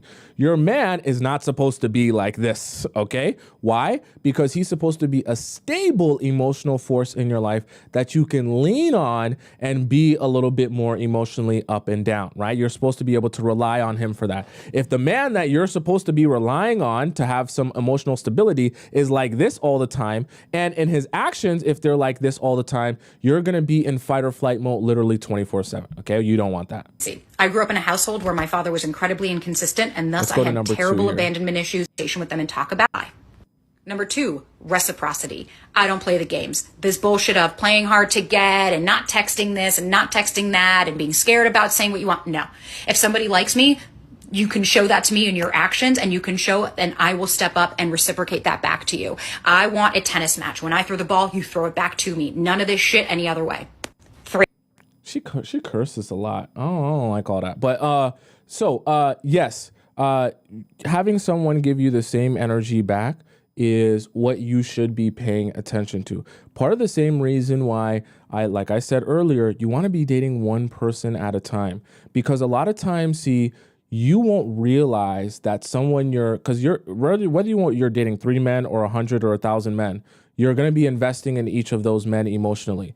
And it's harder to realize when someone is playing with you and just messing around with you and not taking this seriously when you're dating so many men at once. See, when you're dating only one person at once and you're investing yourself emotionally in that one person, it's very easy to spot someone who's not giving you that same reciprocity, just meaning that same amount of energy back into you as well. Very easy to spot that when it's only one person. 3, open communication and dialogue. Communication in a relationship is literally number 1. So if I feel like I can't express myself, it's not a safe space for me to tell somebody how I'm feeling. Obviously, if it's after a first date, you have to know when and where an appropriate time is, but there should be an open communication and dialogue.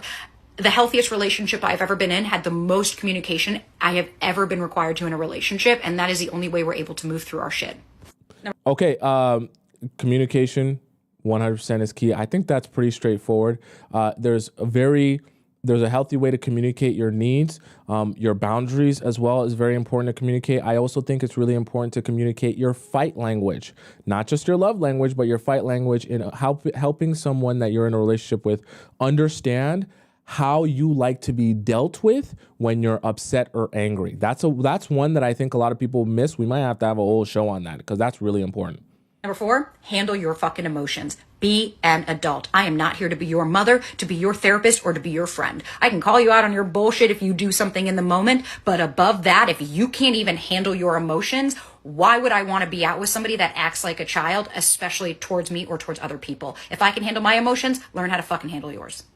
Okay, yeah. Like I said, you need a guy who's going to be more like this, not a guy who's going to be like this all the time in a roller coaster of emotions. It just is not going to work for you, okay? You need some space to be able to be like this a little bit, and you need your man to be a stable force in your life that you can rely on, right? Responsibility and reliability is really big for men because, you know, if they're going to be the head of the household, so to speak, it's super important that they're a force in the children's lives and in your life that you can rely on, not someone that like you one day you don't know what to expect from him and another day you don't know what to expect from him. That should be a reliable force in your life. 5, you accept me for who I am and vice versa.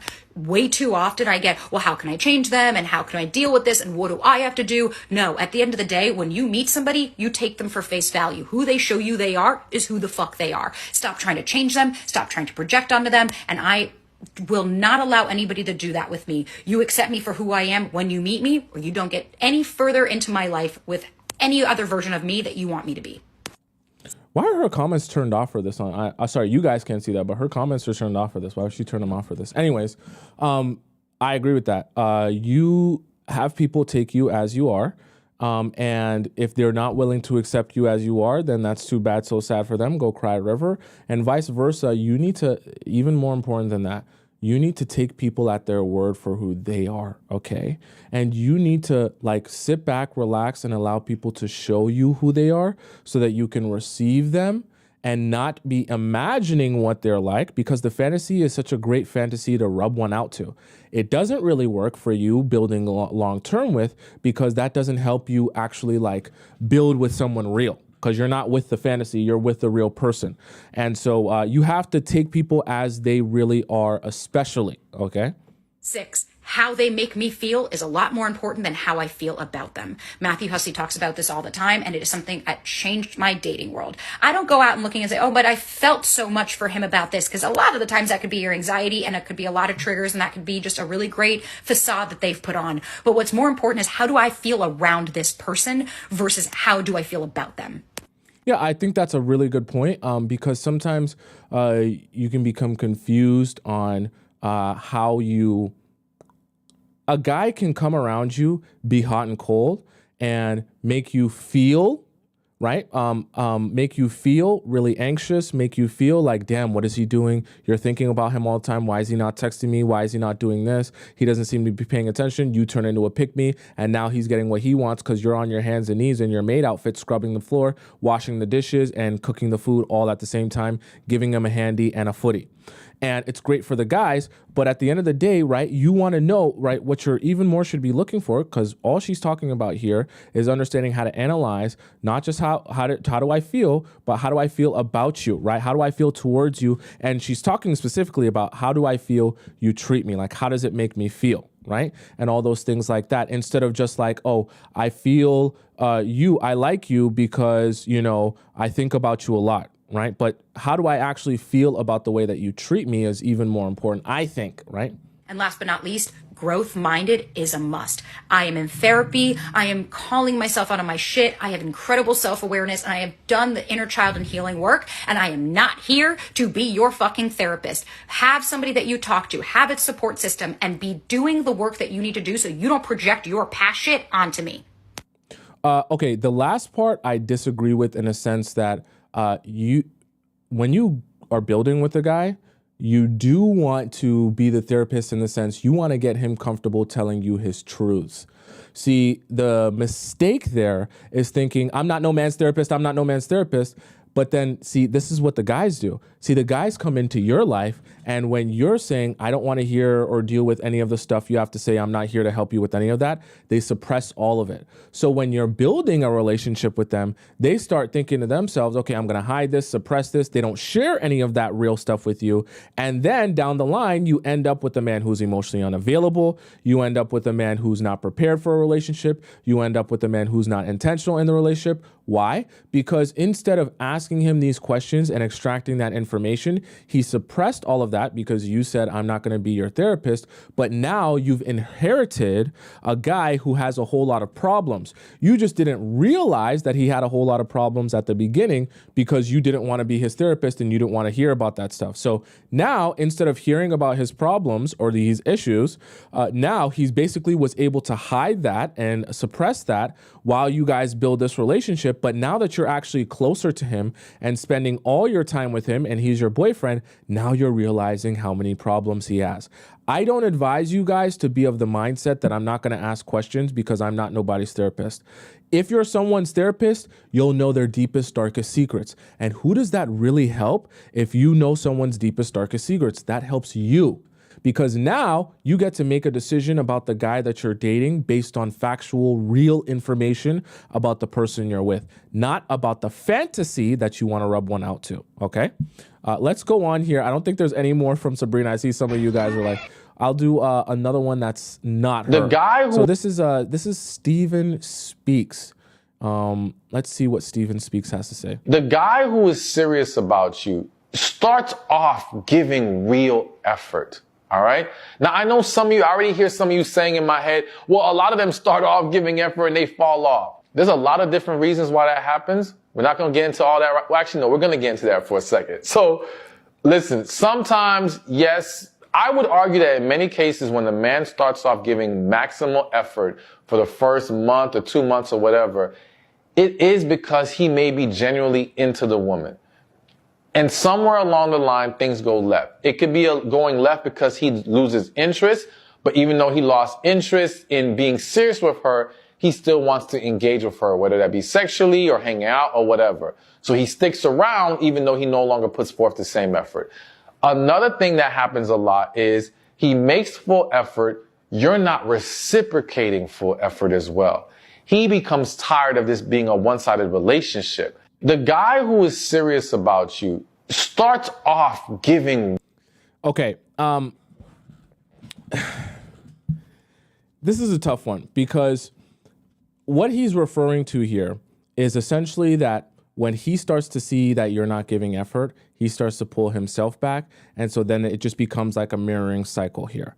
Start off giving effort and they fall off. There's a lot of different reasons why that happens. Sometimes, yes, for the first month or 2 months or whatever, it is because he may be genuinely into the woman. And somewhere along the line, things go left. It could be going left because he loses interest, but even though he lost interest in being serious with her, he still wants to engage with her, whether that be sexually or hang out or whatever. So he sticks around even though he no longer puts forth the same effort. Okay, so that is facts. And so here's the thing. Guys are going to... they're weighing their options, okay? And when I say weighing their options, I mean that they're saying to themselves, okay, I can spend time with her for one of two reasons. Either because I want to sleep with her and, jackrabbiting myself inside of her for 90 seconds is really enjoyable. Or he can say, I want to build with her. Sometimes it might be both, right? That can be amazing as well. But sometimes it goes from I want to build with her to, I'm not really that keen on building with her. Now I just want to sleep with her. Now, obviously, like he said, that can happen for many reasons. Maybe something happened, a situation, maybe you're emotionally unavailable, whatever it may be. And now he says, I'm not going to put forth that same effort. It's the same reason why you want to, when you're dating guys, you want to be on an ongoing basis, gauging their interest, gauging their level of effort, gauging the amount of work they're putting into the relationship, okay? And you want to be hyper aware of that. It's precisely why I told you all, don't date multiple men at once. See, think about how nuanced all this stuff is that he mentioned and that I'm mentioning now.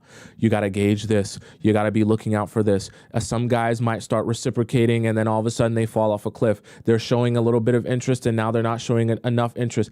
Think about how nuanced and how subtle all of these things are over the course of time. Are you going to be able to like notice all of the subtleties and the small minute changes in his behavior and his approach if you're dating him and he's guy number 35?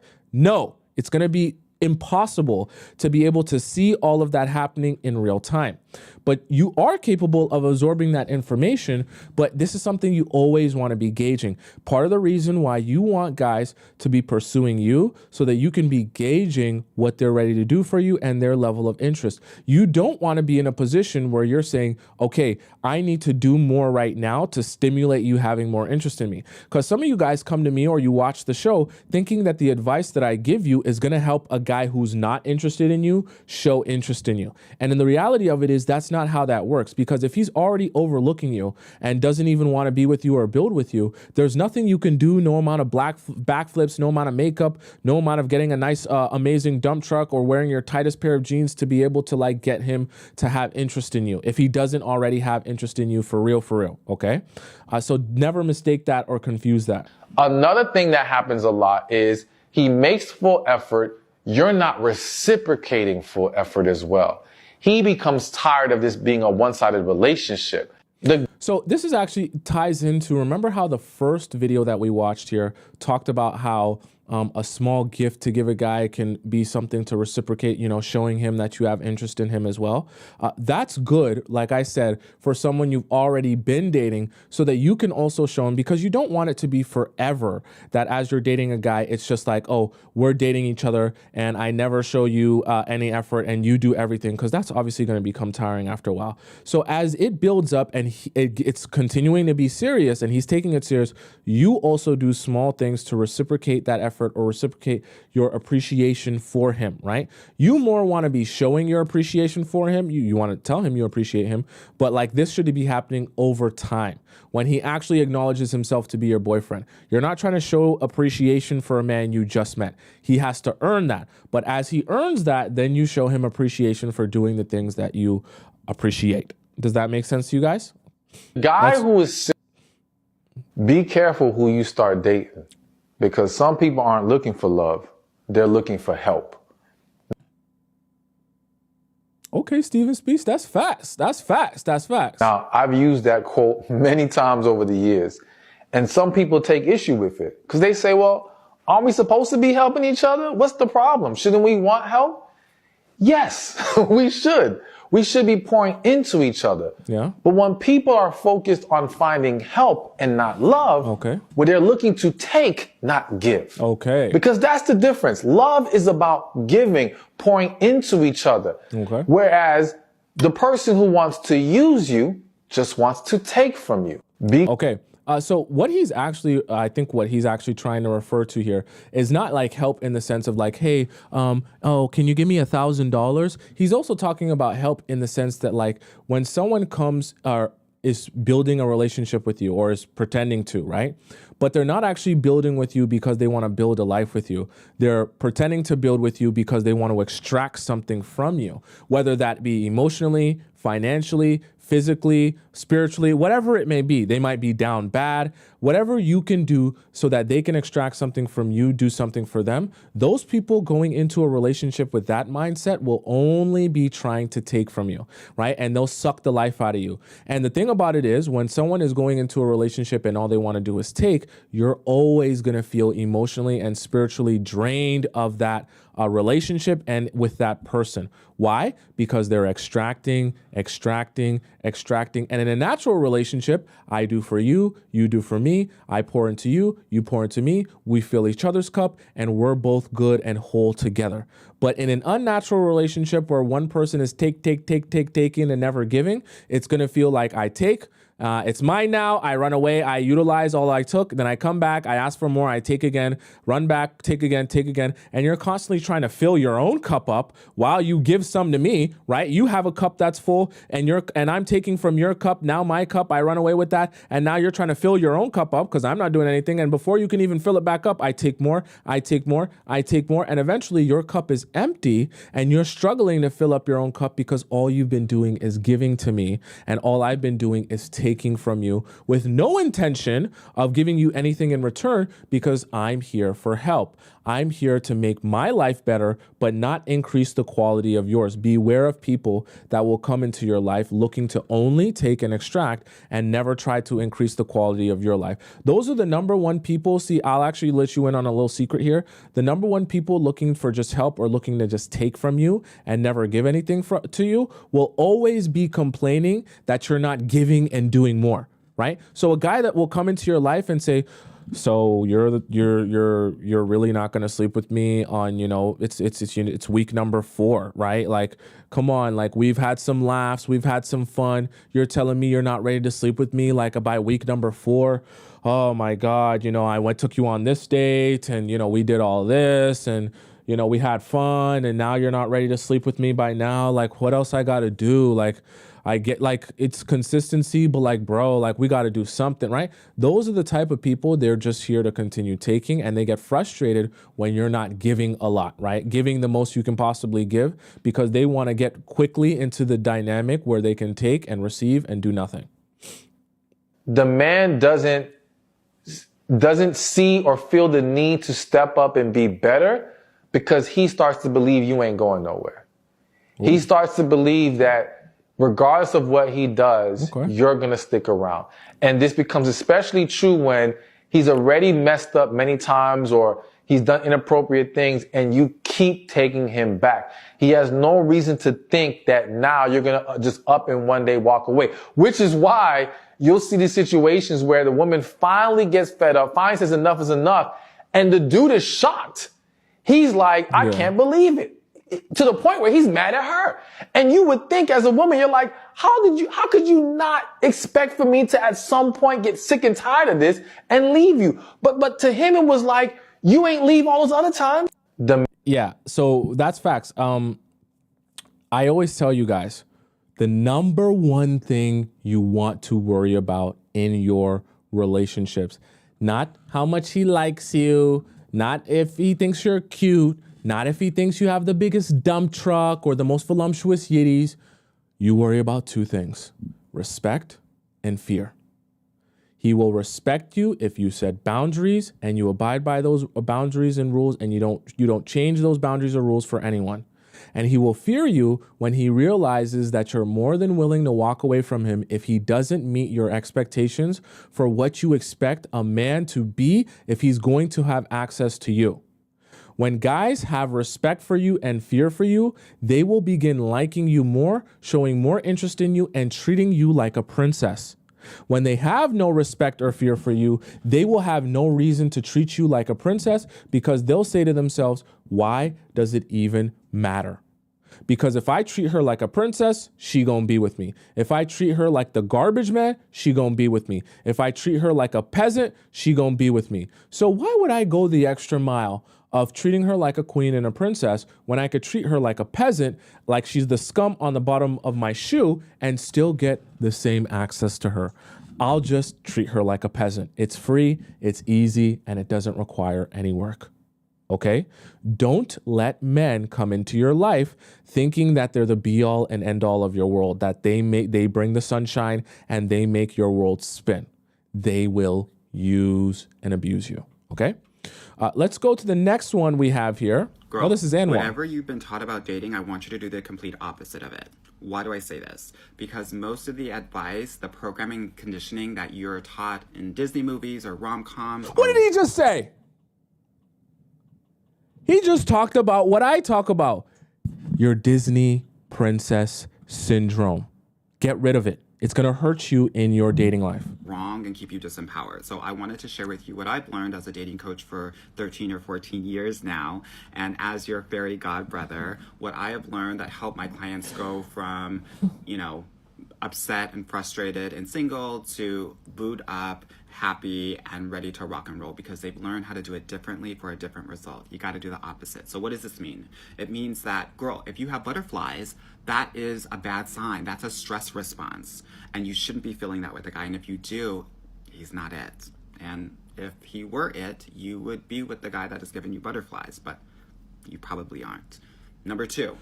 Yeah, so I would agree that the butterflies thing usually actually stems from the fact that the guy giving you the most butterflies is giving you the most anxiety. So you're thinking in your mind, hey, I like this guy a lot and I think about him a lot because I really like him. In reality, you think about him a lot because he gives you the most anxiety, but a lot of times you get that confused in your mind. And so you're saying to yourself, I want to be with this guy because I like him a lot, not realizing you don't actually like him a lot. You just are addicted to the highs and lows and the dopamine hit that you get being with him, because it's a lot more euphoric to be with someone that you have been thinking you weren't going to be with or was making you feel horribly, because when you contrast those feelings, it's really intense. So now you're thinking, oh, I must really like you because when I'm with you, it feels like I'm doing a drug. In reality, it's just the process of that super high and that super low that you're like, damn, this feels like a movie, right? Your life is not a movie. Your life is a real life. If you are having sex with guys because you think that they're going to like you more when you do that, please understand that they're actually going to like you less, because chemically their bonding hormone, their vasopressin, is going to decrease, which is going to make them want to disconnect with you. 3. Okay, don't ever date a guy, or not date a guy, sleep with a guy thinking that sleeping with him is going to be the key to getting him to be interested in you. Please never do that. I know some of you on the younger side might think that that's the key to getting him to be. Never. You need to be focusing on what your relationship. I always tell you guys, order of operations. Do things in an order of operations. Sleeping with him is one of the last things you do in the order of operations. Always be focused on, if you have issues and problems, solving them at the beginning, or figuring out what your homeostasis state is, or how you guys are going to work together, or what your dynamic is at the beginning. Sleeping with him doesn't change anything. In fact, a lot of times it makes it feel more disconnected, like you mentioned. The guy is calling you unscheduled. He doesn't care about you. He's not thinking about you and prioritizing your convenience. He's thinking about what's convenient for him, and he's probably not the guy for you. 4. He calling you after the club. He down to a bottle of 1942. He got that Casamigos in him. He got that Henny in him. He's dancing in the club. It's 7 p.m. Friday, 95 degrees. I ain't got I won't lie, that Glorilla song hard, okay? He's dancing in the club to that. He work. You see me, I be work. And then he calls you up at 3 a.m. after he finishes at the club. Oh, girl, y'all, I'm trying to, girl, y'all, I've been thinking about you all night, y'all. I was at a club. I'm trying to see you, shawty, like, what you saying, y'all? I know it's late, and it's like, but like, yo, I'm trying to pull up on you, y'all. The way you be making me feel, I gotta feel up on you again. You know how we be having them good. He don't actually like you, okay? It's a nice play, okay? Sounds good in a teen drama, but those unscheduled calls don't mean he actually likes you. 4. If he is making moves on you on the first date, he's probably grooming you, which means that he is not being respectful of your boundaries. As someone who gets women into relationships every week, oftentimes I hear, he didn't make a move on me until date 2 or 3 or even 4. Those guys overly respect your boundaries. That's husband material. I would agree with that. Guys who are, I mentioned this actually on yesterday's show, guys who are planning on being intentional with you and have no problem building with you, they have no problem with you guys being in a relationship and understanding that you want him to be patient with you on certain things because you're not ready for him right now. See, if I'm here to be invested in you for the long term and you tell me you're not ready for something right now, well, that's perfectly fine, because it's fine. I'm going to be here still down the road. So if you're just not ready for it now and I'm still going to be here a couple months from now, cool, that's fine. We'll just wait till you're ready. If you're not going to be ready, if I'm not going to be here months from now and you're telling me that you're not ready to sleep with me right now, then I'm going to say to myself, wait a second, can we speed this up? Why are you not ready? How can we make you ready? I don't have time for this. Let's get this going, right? Because I'm anxious knowing that I'm only here for a limited amount of time and I got to speed this up and get this going as soon as possible. Number 5, if you are thinking that you need to be some guy's piece, don't do it, girl. You want to stress him out. Why do I say this? Because when you stress a guy out, his vasopressin will increase and he will actually feel more bonded to you. So when you hear a guy say, be my piece, girl, don't be his piece. Stress him the hell out.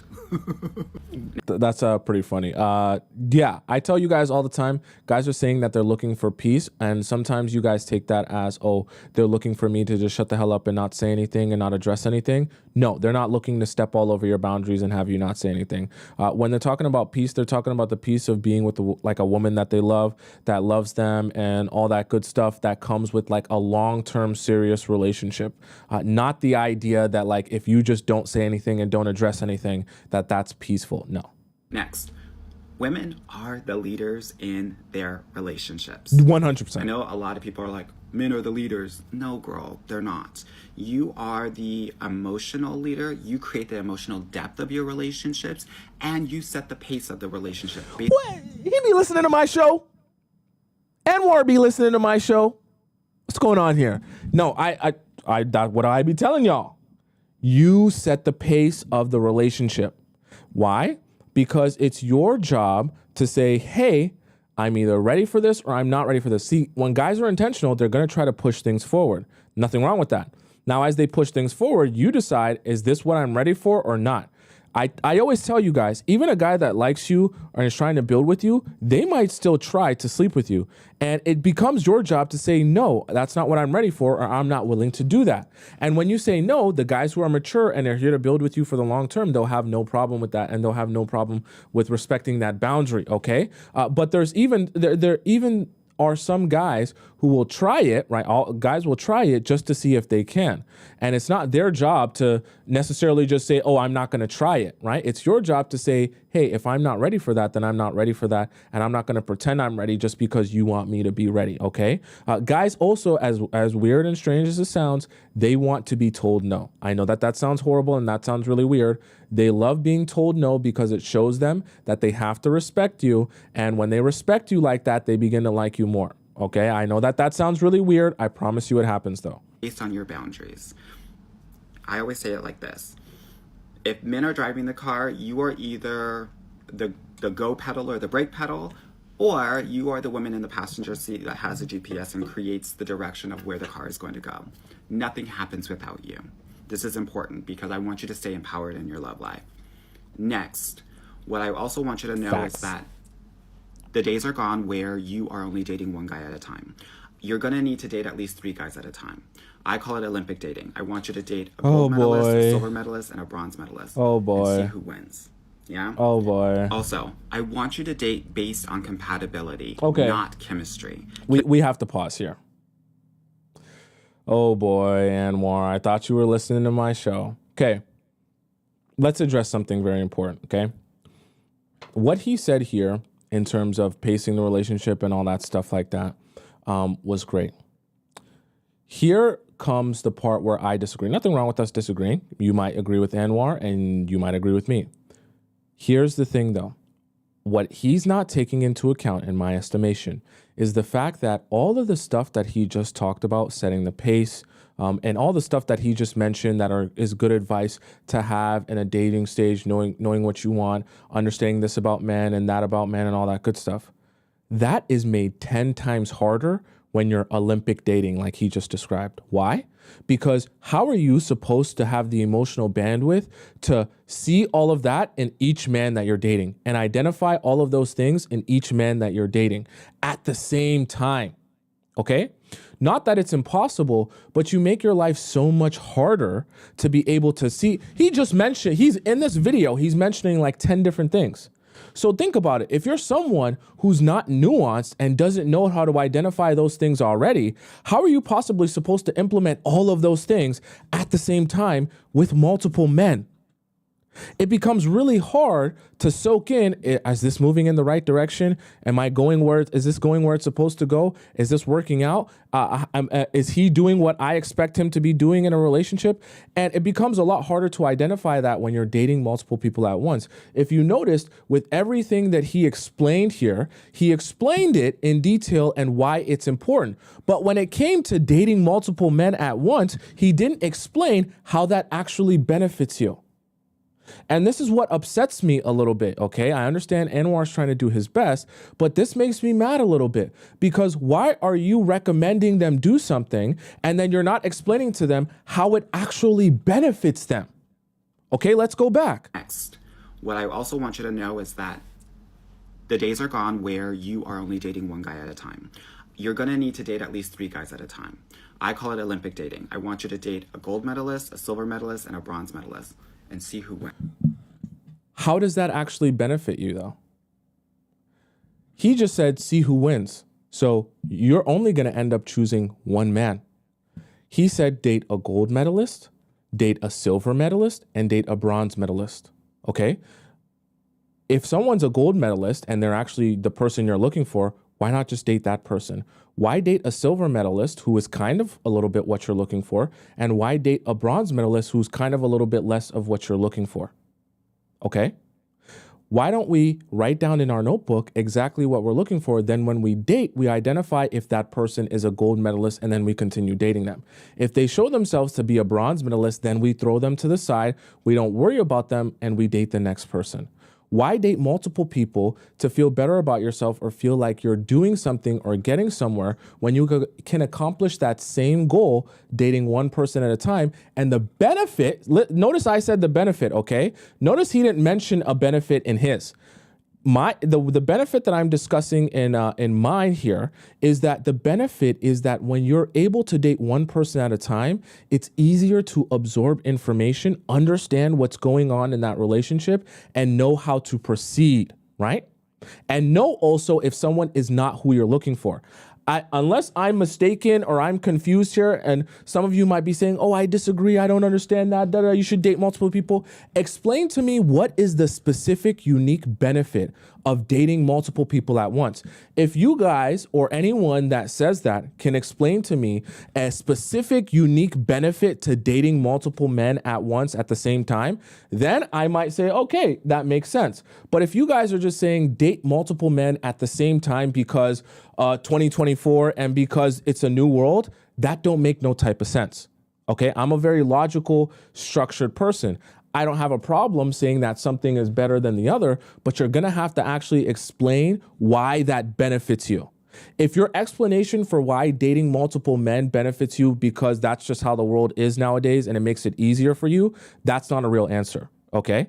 Because that's not, you're just saying that because, you know, you like to date multiple men instead of dating one man. Because the reality of it is, if you're only going to end up with one man, you don't have to date multiple men to know the one man you're going to be with. And in fact, you're only jumbling up your mind and misunderstanding information and making it harder to absorb information by dating multiple men. It just doesn't make sense. Okay.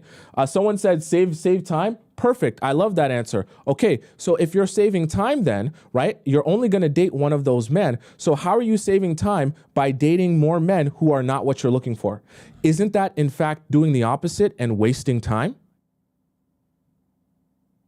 Because you would date multiple men for multiple times if you're like, oh, you're kind of who I'm looking for, but I'm dating a whole bunch of guys at the same time, so maybe we'll date a little bit more. And then you date guy number 1, guy number 2, guy number 3, guy number 4, guy number 5, and all of these men are guys who you're not looking for. How is that saving time? You're wasting more time dating more men who are not who you're looking for. Why don't you get good at being able to analyze men quickly and know the exact type of guy you're looking for where you would like to find that guy or the type of interest you would want to share that with the guy you're looking for, your options are really narrow. But when the guy you're looking for actually walks into your life, you don't have to waste a whole bunch of time deciding if guy number 35 is who you want because you met him at a bar, but you're not sure about him, or guy number 55 is who you want, right? It makes it a lot easier with your options and what you're looking for when you're dating with intention, and you just date the men who you feel are good candidates. And until they show themselves to not be a good candidate, you continue dating them. And if they show themselves to not be who you're looking for, then you immediately cut them off. See, this is the problem. Dating multiple men makes it easier to not cut people off. That's the thing that you guys like, right? When you're dating multiple men, it's a lot easier to say, I'll just date guy number 1, guy number 3, and guy number 4. None of them are really exactly what I'm looking for, but I'm dating multiple men, so it doesn't really matter. So you don't really have to say to yourself, I'm going to cut you off because you're not who I'm looking for. You actually, and the answer where you guys said save a lot of time, you actually save more time dating one person at a time and then saying to yourself, as soon as you're not who I'm looking for, you're done. And it's amazing too, because your standards become a lot higher because you're not willing to waste time on one individual person who's not who you're looking for. It's easier for you to waste time when when you're dating multiple people, but there's still some of them aren't who you're looking for. Yeah. Also, I want you to date based on compatibility, not chemistry. Chemistry is dangerous because guess what? The toxic and narcissistic guys can have chemistry with anybody, and you're going to think that y'all are vibing because y'all have great chemistry. No, he has chemistry with everybody. You want to prioritize compatibility, emotional intelligence, right? Respect of boundaries, nurturing, attention, right? Unconditional love. Those are boyfriend skills that I want you to be evaluating. Chemistry fades within 18 months chemically. I want you to be dating for 30 to 40 years from now, not just because he's hot right now or that y'all are vibing.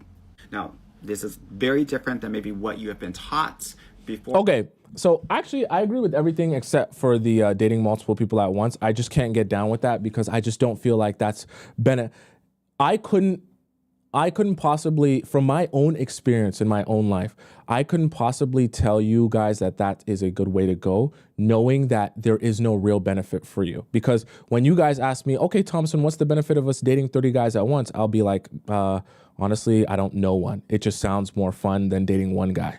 So you guys know I like to actually help you, and I can't just give you guys advice without actually real basis of how it'll help you. But in terms of chemistry here, I do believe that chemistry compatibility is more important to look for than chemistry, because people who are charismatic are good at having chemistry with anyone, like he mentioned. Okay, that's the whole point of charisma, is that you're able to get along with anyone in any situation, make yourself interesting and fascinating, and have people talk about themselves, and they'll enjoy their conversation with you.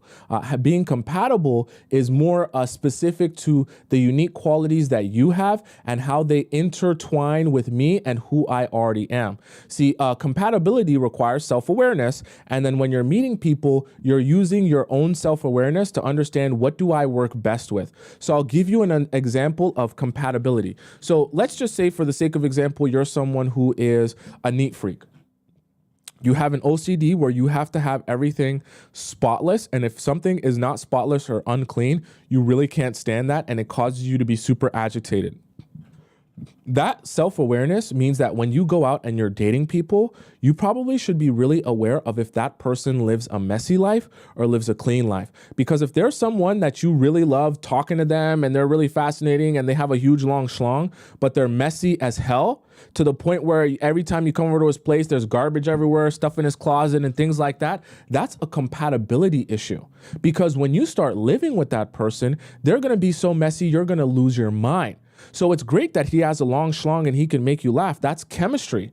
But compatibility is the fact that when you go to his house, it's so messy that you can't even think straight, and that's not something you can operate in. So you need to be self-aware enough to know, are me and this person compatible? One of the other reasons why I say Date one person at a time, because it's a lot easier to see if you're compatible with someone when it's the only person you're paying your attention and your mind to. A lot harder to realize that when guy number 1 seems a lot like guy number 11 and a guy number 12 and guy number 3, and now you're confused on which guy is which and which guy you're the most compatible with, okay? Right? Just, you have to be self-aware first, know what you're looking for first, and then see who fits that already existing criteria. Not dating to see who's the best man. Because think about it like this as well. If you're dating to see who's the best man at the time of the 3 or the 4 that you're dating, you might still end up getting with a garbage man because you're only dating the best out of that group. What if that group is a garbage group? What happens then? You end up with the gold medalist of the garbage men?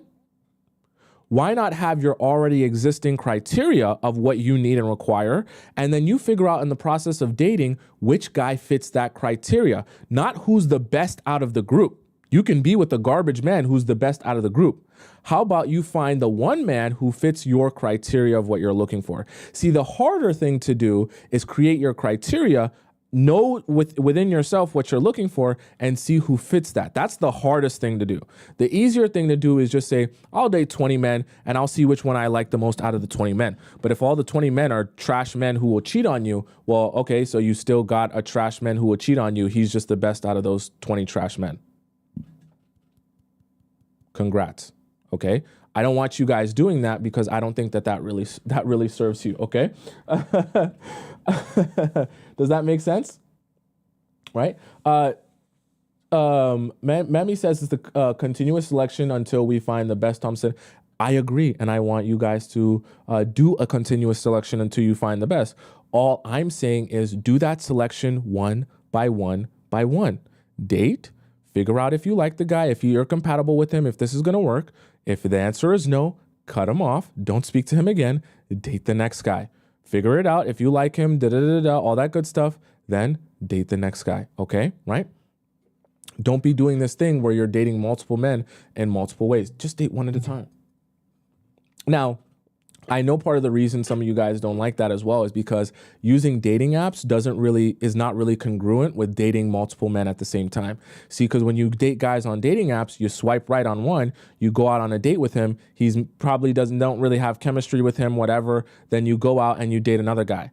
Or maybe guy number 1, you kind of had a little bit of chemistry with, then you meet another guy on Bumble, you go out on a date with him. Now guy number 1's still, kind of going on, and then guy number 2's over here. Now you meet another guy on Hinge and another guy. See, dating apps are very conducive to you dating all these men at the same time, right? And it makes it a lot easier to go on multiple dates with multiple guys that you may or may not have interest in, okay? Waste of time. Waste of time. Don't do that. Don't waste your time doing that. Let's figure out your criteria, and also let's figure out how to meet the guy that you're looking for in the place that you're looking for, okay? So what are your interests? If you want to meet a guy who shares your same interests, maybe you're passionate about painting, why don't we get you to go to a paint class and let's see if you meet a guy there that you like and you find interesting. At least then you can build off the chemistry or the compatibility of sharing the same interest.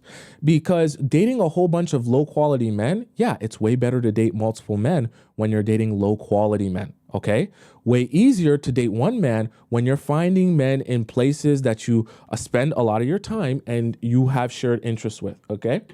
Someone said no Discord today. No, that's not what it is. Okay. We just spent a lot of extra time on this. It is time though. I know we went a little bit over time. It is that time though. All right. You guys know what time it is. I don't want to waste any more time. We went super overtime today. It's okay. We having fun today. It's about that time. Can you let me know in the chat what time it is? Okay. Someone says that is our favorite segment. What? This time or the time that we just had? Okay. Because this is a different time. We hopping into a different time. Okay.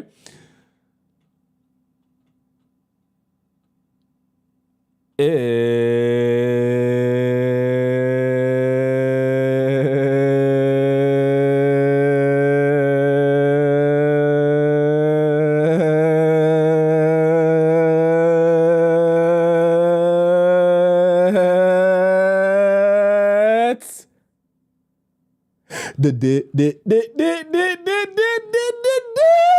Discord team.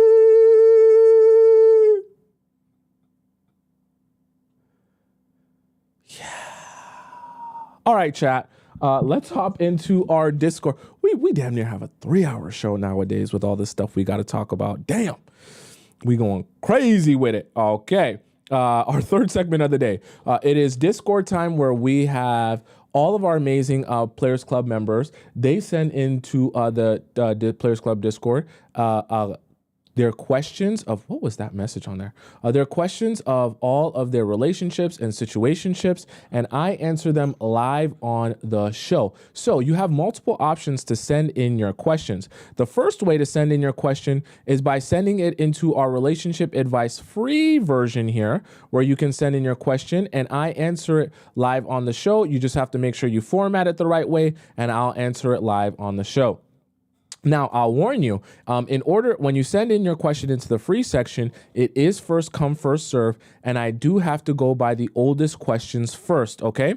So that means if you send in a question today, it's going to be about a month before I'm able to get an answer to you, because I have to go by all these highlighted ones, which I haven't answered yet. Now, you do have multiple options here in order to send in your question, because I know some of you are so impatient that you don't have time to wait, and you don't have time to waste waiting for me to answer your question. So you have a second option, which is to send in your question to Relationship Advice Premium, where I answer it, and it's like a VIP pass at a theme park. You get to skip the line, and you get to get your question answered before all the other people in our chat. Now, if you're so nervous that you don't want to ask your question in either of these, oh, by the way, to send in your question, all you got to do is go into the link in my bio on TikTok, go into the Discord, or if you want to donate to get into Relationship Advice Premium, all you got to do to access it is to donate to the show through the same link in my bio or the link in my description where it says Relationship Advice Premium. You donate to the show, and when you donate to the show, you put in your Discord username and the title of your question, and you ask your question, and then I'm able to verify that that's you, and I answer it live on the show because I can see the notification on my phone that that's you.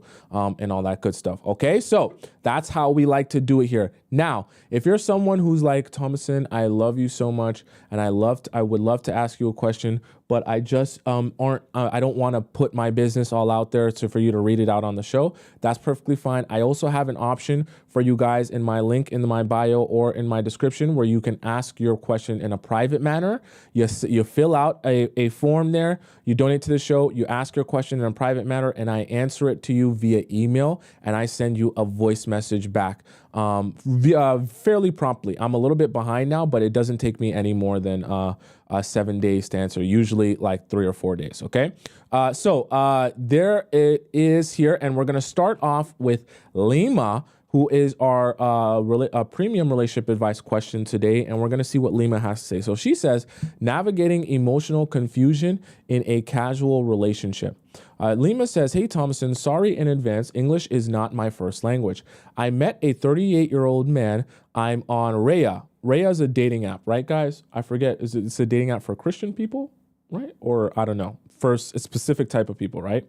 Oh, no. Is Raya the one where it's for like people who have a lot of status? Is that what Raya is? Like people who are like rich or celebrities and stuff like that? Let me know in the chat if it's that one. A CEO, I think that's what that one is. It's the dating app for like the really like high net worth people.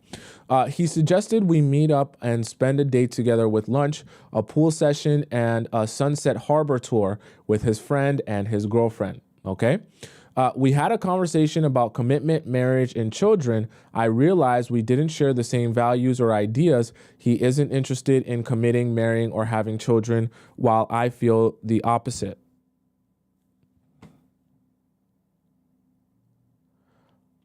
Lima, I feel like that's really the end of the conversation there.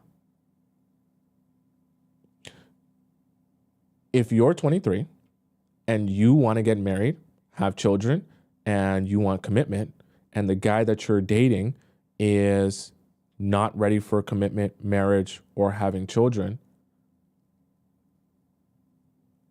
like that's all she wrote. I told you guys earlier, you have to start accepting people for who they are. So I know that you have more to your message here, but like once you realize you have that much of a difference between what you want and what he wants in a relationship, like it's done. Like, you're not going to convince.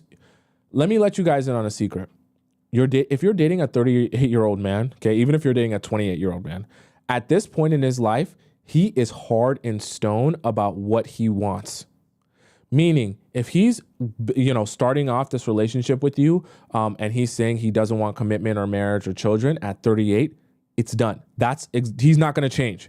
You're not going to do anything to get him to change. You're not going to change his mind. He's not going to jackrabbit himself inside of you. And when he feels how good you feel, now as his mind's going to change, it's done. He's already set in stone for what he wants, and you're not going to teach him new tricks now. So I say that to say, don't waste your time continuing to date a guy who already told you he's basically not what you're looking for. Okay, I honestly mean that. I let him speak without sharing my thoughts. This is where you kind of say, if you're dating one person at a time, this is where you say immediately, we're opposites in what we want. Have a fun first date for the rest of the date, and then realize to yourself it's done. Like there's nothing left there in that relationship. I just mean that honestly. Okay. I let him speak without sharing my thoughts. We finished the day around 1 to 2 a.m. So that was a long date there. Okay. He was a little drunk, but aware, and I asked if I wanted to sleep at his place since it was late. I said no, and he promised nothing would happen, especially since he hadn't been pineapple-y with me all day. Later, he texted me suggesting another boat day the following week, but this time with more friends. To be honest, I didn't like the vibe. Nobody paid much attention to me. At one point, he was talking to them and naturally complimented one of the girls, but she gave me a dirty look, staring at me up and down.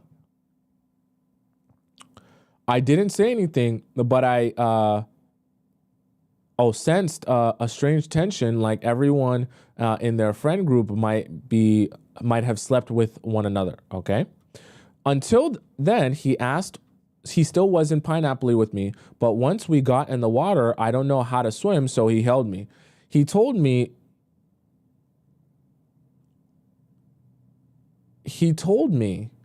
he was hard because of me and asked if I wanted to see. I said yes.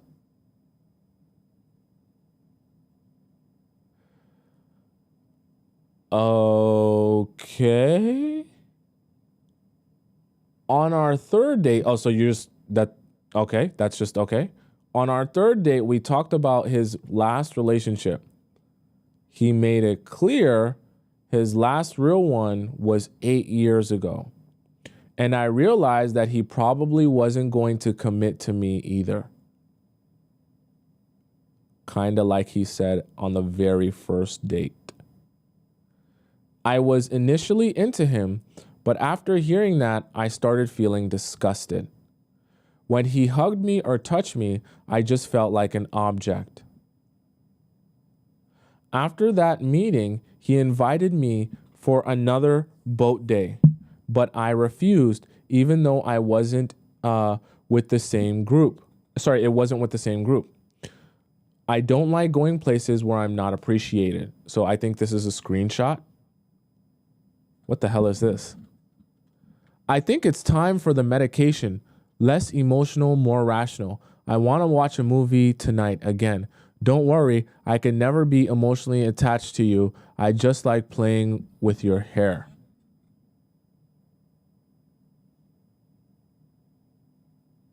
What is this? What is this supposed to be? What was that? He sent you a Spotify link. I'll add it to my list later. I find your thoughts interesting, and even if I don't share them often, I respect your way of seeing things. I think it's important that everyone follow their own path. What's this show called? Diary of a CEO, The Canceled Professor. Husbands are more, dangerous? I don't understand what you were sending me here. What was the point of these? He kept suggesting activities, but I kept declining. Eventually, he stopped messaging me for about a week. At first, I didn't care, but suddenly I couldn't stop thinking about him.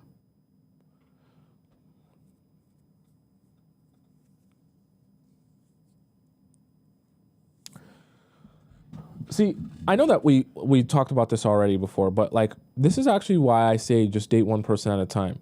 Because you guys think that I mean like, oh, you're gonna have to waste so much time dating one person after another after another. Yeah, you might have to date new people, but the reality of it is you only have to date them once to realize they're not compatible with you, and then you can go on and date the new person. All I'm saying is like cut it off so that you're not wasting time. See, this is actually really funny. Lima is wasting so much more time dating a guy who's already like made it clear that he's not what she wants. See, if Lima was just real with herself about writing down what she's looking for, she kind of knows what she's looking for. It's actually really easy on one date to hear a guy talk about his life and what he wants and realize, oh, you're not what I'm looking for. Okay, perfectly fine. But like, there's no reason at all why this should have went on past the first date where he said he's not ready for commitment, not ready for marriage, and he doesn't want children. And you're ready for commitment, you want to get married, and you want children. Like, you only got to go on one date with the man to know that he's not who you want to date. So you don't need him to be a bronze medalist. You don't need him to be a silver medalist. You need him to get the F out of your life so you can date the man you're actually looking for. It's not like, sometimes you guys make it seem like it's rocket science that I'm asking of you guys or I'm saying something blasphemous. It's not that hard. Just figure out what you want and see if the guys that you want are in line with what you want. And if they're not, just don't date them and then move on to the next guy and date that guy. Don't waste your time dating guys who are not what you're looking for. Eventually, he stopped messaging me for about a week, and then you said you can't stop thinking about him now. So this probably goes downhill. I wasn't going out or seeing my friends. I tend to be emotionally dependent. I had a breakthrough and called one of my friends to explain the situation, and she told me to text him. You said break through, but I think you meant say break down. And she told me to text him since he had asked me out several times and I hadn't agreed or rescheduled. I didn't want to seem like I was forcing things, which is why I never sent the first text. So I proposed that we watch a movie at his place as he suggested before. We ended up going swimming. Oh, chat. You know what happened the last time you guys were in some water, in a body of water? He pulled it out on you. So let's see what happens this time when he pulls it out on you. Actually, you know what's funny about this? This might be his thing. This might be his little fantasy, his little, K-I-N-K. I'm starting to notice a pattern here. He likes to be in bodies of water a lot. And he gets horned up being in them waters. Something about them waters does something to him, okay? That might be his thing. You guys should start taking notice of stuff like that, okay? And this time, he was very touchy. What'd I just tell you? I just told you that's probably his thing, right? What'd I just tell you? I'm not dummy. I'm a man. Don't ever forget that. And when you start noticing patterns, there's something to it. Every time he want to get in that water, he start getting horned up. He probably got a little water thing going on. He watches them swimmer pineapple videos. You know what I mean, okay? He touched my, you meant to say Squirtle, and kissed me all over. He liked that pool stuff. Yep. He liked that pool stuff, that ocean stuff, that swimmer stuff. Yeah, oh boy. And at one point, he went down on me. In the pool? What the hell? In the pool. Nah, he different, yo. To each his own, but he different, yo. That's a hard, like he's got a fantasy. That is a K-I-N-K for real, capital K for real. He went down on you in the water. He been thinking about that. Like, that's his thing for sure. Like, nobody does that. That's not their thing. So I stopped him immediately since we were in public, even though the beach was deserted.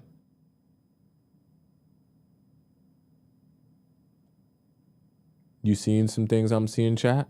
He likes that public stuff. He likes to be in them waters. He really has a water thing. Like, really. It's not a joke. I knew it from the very beginning. I was like, that's strange that he would get horned up in the water like that. I knew there was something to this. We talked about trust, and I asked if he trusted me. He said he trusted me 5 out of 10. which I understood given that he's a public figure and some people might want to hurt him. He's a public figure and he likes to go down on you in the pool, in the public pool, in the public, I don't know, man. I guess that's just this thing. Diary of a CEO, right? Right. We eventually went back to his place, put on a movie, and things started to heat up slowly. Okay. You also said public figure. So if he's a CEO, he's probably a CEO for like either a big company or even, you know, like a Fortune 500 company. Like to be a public figure as a CEO, your company has to be big, not just kind of small. We eventually went back to his place, put on a movie, and things started to heat up slowly. We ended up fooling around, but didn't have pineapples. He told me there's no need to rush things, which suited me just fine because I'm still a virgin.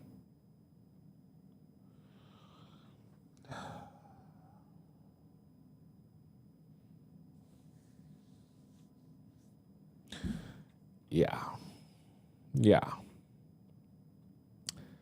Though he doesn't know that.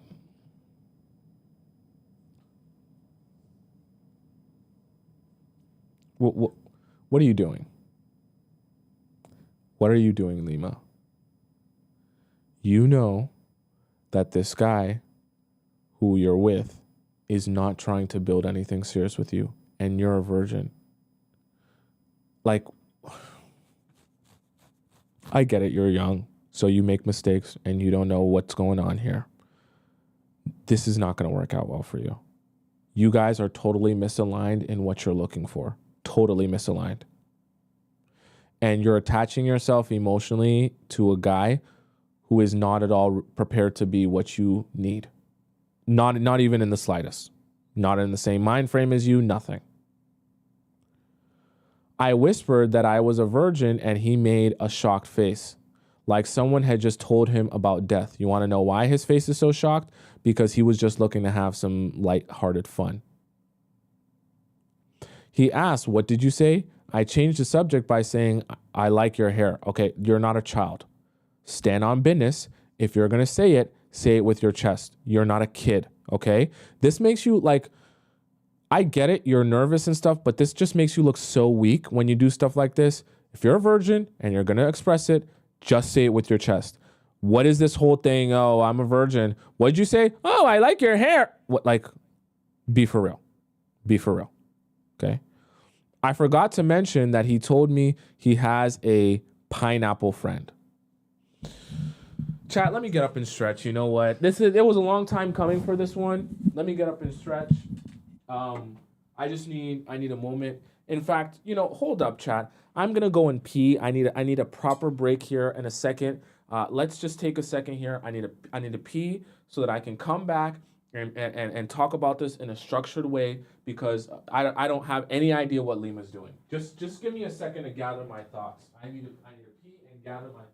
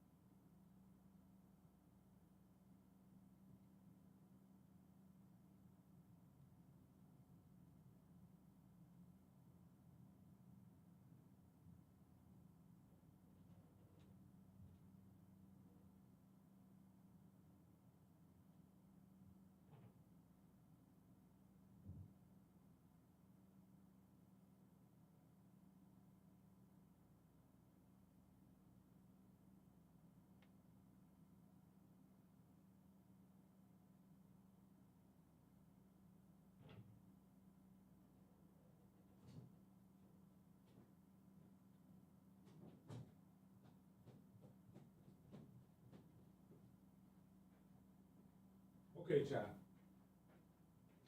I had to pee. I had to gather my thoughts. And I came back with a pitcher of water because no idea what Lima's doing here. I'm very confused. And we got to figure this out, okay? We got to figure this out. Okay. Yesterday, he invited me over for dinner. He cooked and we chilled just like last time. He shared some of his thoughts, telling me one of his friends unalived himself just yesterday. Chad, I know some of you read this ahead of time. What the hell is going on? I hope this doesn't get worse. If ever something happened to him, like an accident or prison, he could see himself doing the same.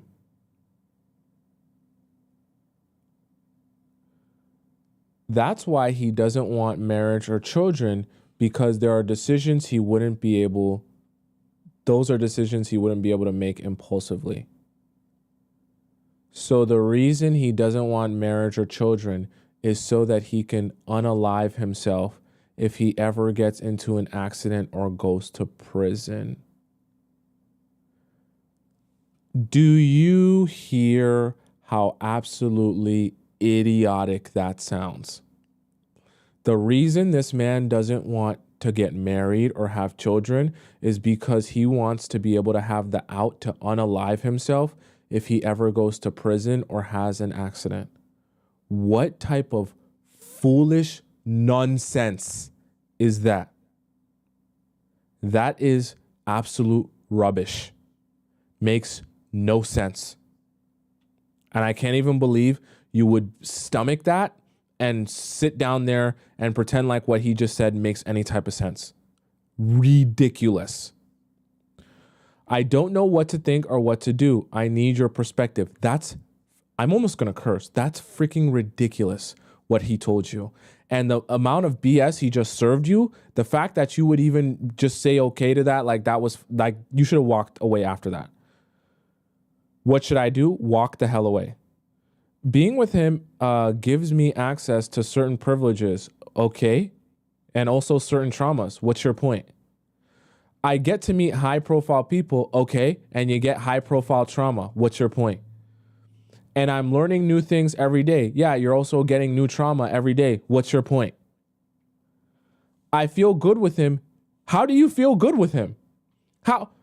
Chat, you know what? I love you guys so much. I don't say certain things to be mean, but sometimes the contradiction is so unbelievable, I must point it out. Lima, you say you feel good with him. Let's scroll up just a couple of paragraphs, okay? Right? Let's scroll up just a little bit, right? You did say that you feel good with him. Now, let's see where it was here that you said, okay, and you said you started to, I was initially into him, but after hearing that, I started feeling disgusted. When he hugged me or touched me, I felt like an object. Does that sound like feeling good, Lima? That actually sounds like feeling horrible, Lima. So the reason I'm pointing this out is because you're finishing your message with, I feel good with him, as if that's one of the reasons you want to stay with him. When you actually told me that you feel like an object with him and you feel disgusted with him.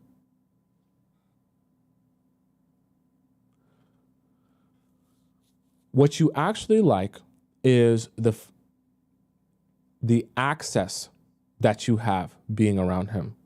That's not a crime. Doesn't make you a horrible person. But be honest about the reason you like him. You like the access it brings you. Not the actual man that comes with the access.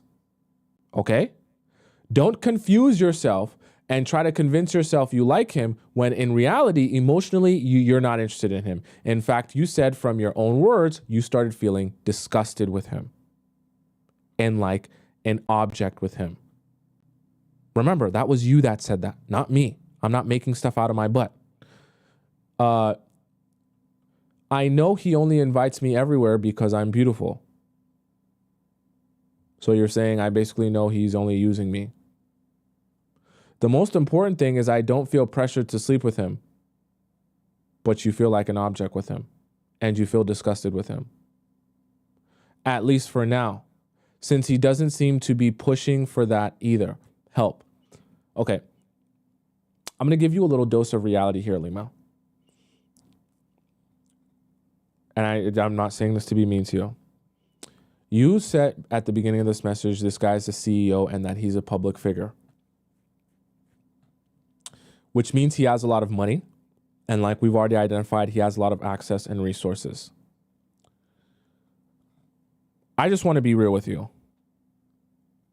Realistically, a guy who has a lot of money, a lot of access, and is a single man, if he's not sleeping with you, there's 100% chance he's probably doing it with someone else, especially someone who's not sleeping with you, but on an ongoing basis telling you that he isn't interested in commitment, isn't interested in getting married, and he isn't interested in having children, which means there is no level of building or commitment that is flowing through this man's veins at all.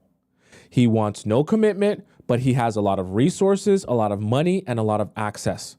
So that means if he's not sleeping with you, he's guaranteed to be sleeping with other women who would gladly take advantage of the access that he possesses.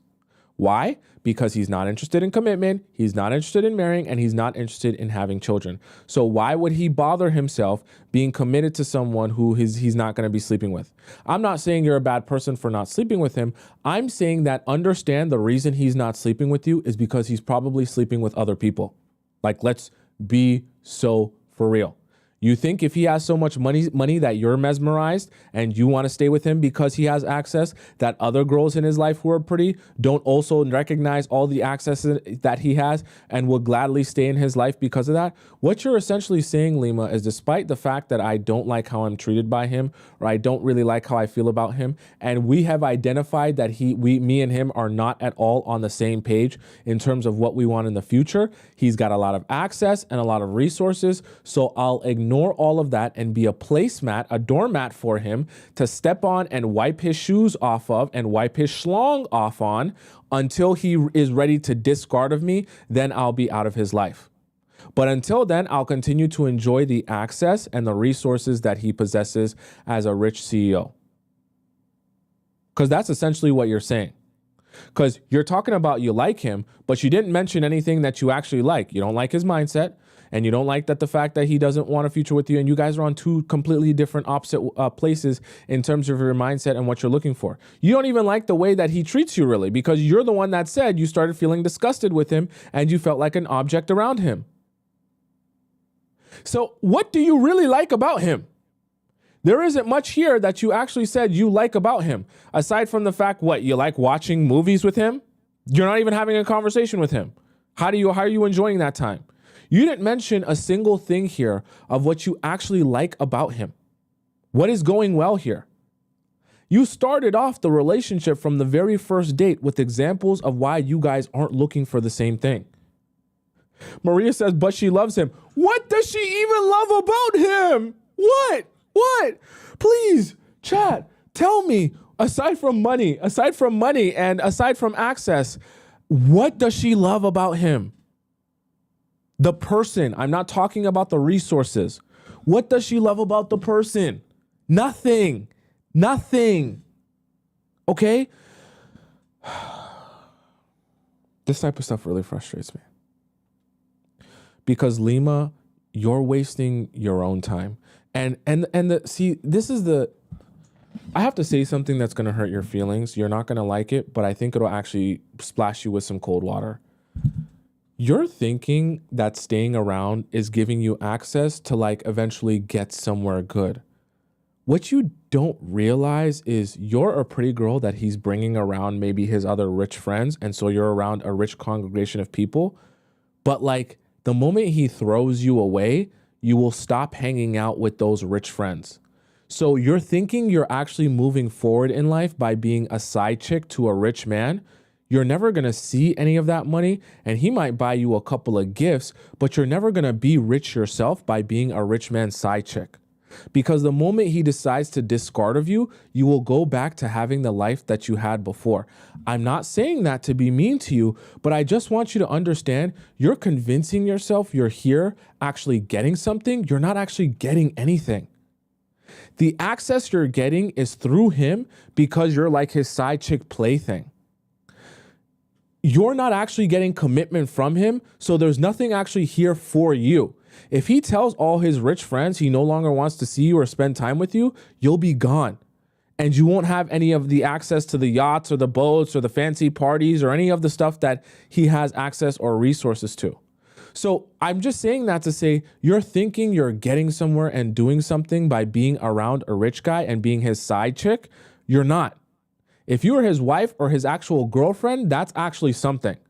But he can toss you to the side for the next beautiful woman if he wanted to. And he's already told you the many ways in which he's only looking for a particular thing.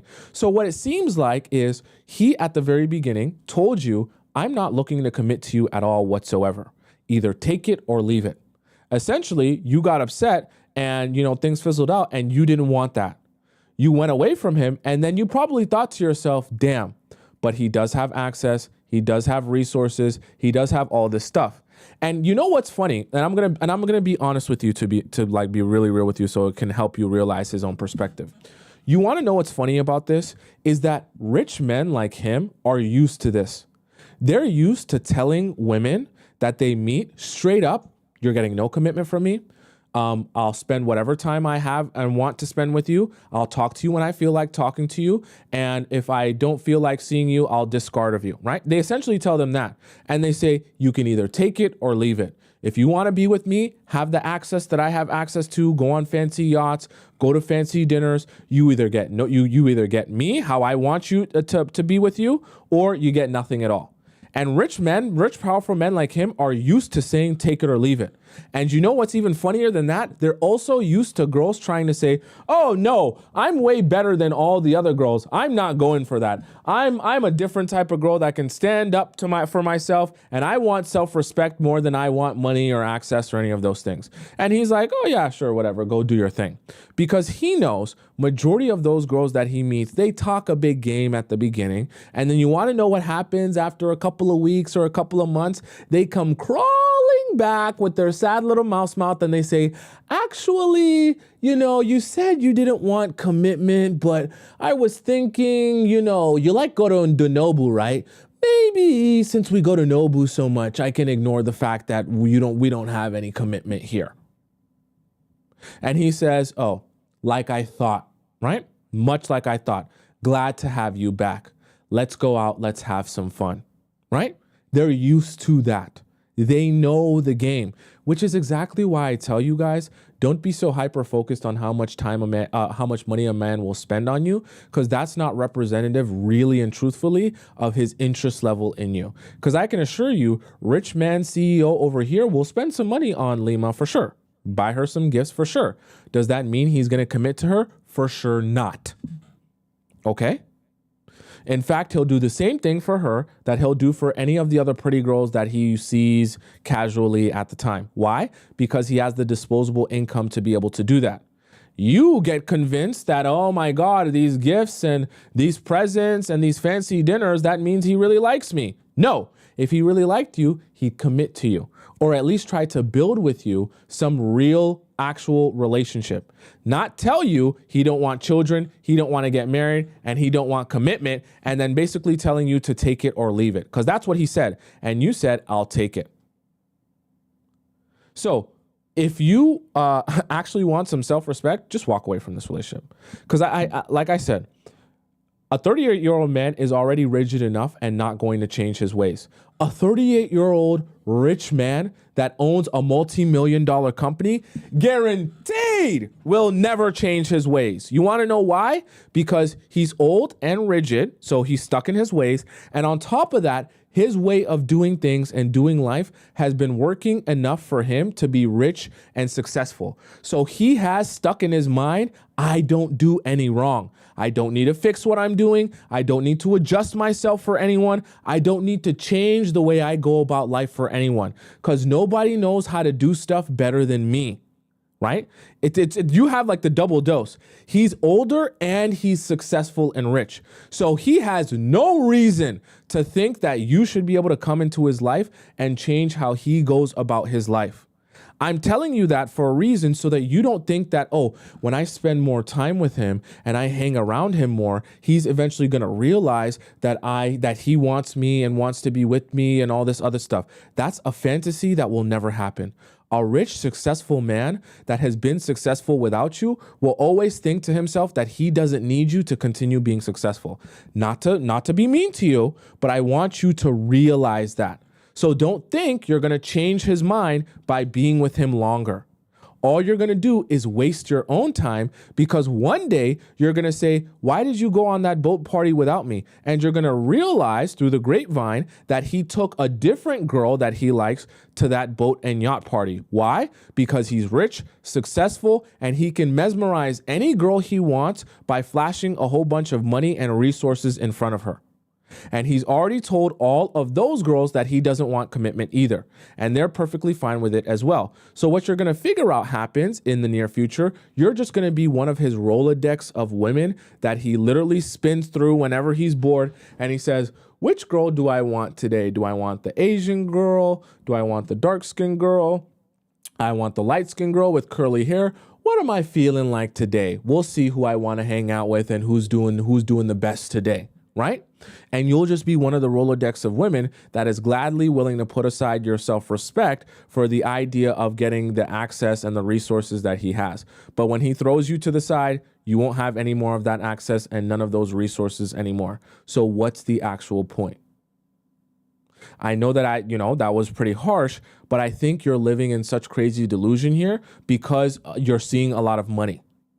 And it's very horrible because you'll get played crazy doing this. So I actually think you need to just leave this man and stop talking to this man, because I have no inclination to think anything about him is going to change in the near future. Absolutely nothing. Okay? I get it that you're saying, oh, he doesn't push you to sleep with you or anything like that. But part of the reason he doesn't push you, just being honest with you from what you described about him, is because he probably has easy access to a whole bunch of other women who will sleep with him at a moment's notice. So it honestly is not that big a deal that when he spends time with you, you're like a side piece on his arm that looks good, that he doesn't sleep with you. Why? Because he can call up any one of those other girls who are impressed by the money and the resources to sleep with him. I just have to be so real with you so you don't live in the delusion anymore. I'm being honest with you, okay? So that's my honest advice to you, Lima, all right? Princess, I know you just sent in your message this weekend or today, but let me give other people an opportunity to get their question answered, because I did answer a question of yours from before, and you guys know that you have to donate multiple times if you have multiple different questions to keep it fair. Okay, let's see here some of these questions that we have here. So let's start with Sarah. Sarah says, need to break a dating pattern, okay? Sarah says, hello, I'm 30, was dating a 35-year-old man. We met online 3 years ago during COVID. I moved out of state temporarily. And what does meeting online mean, though? IG?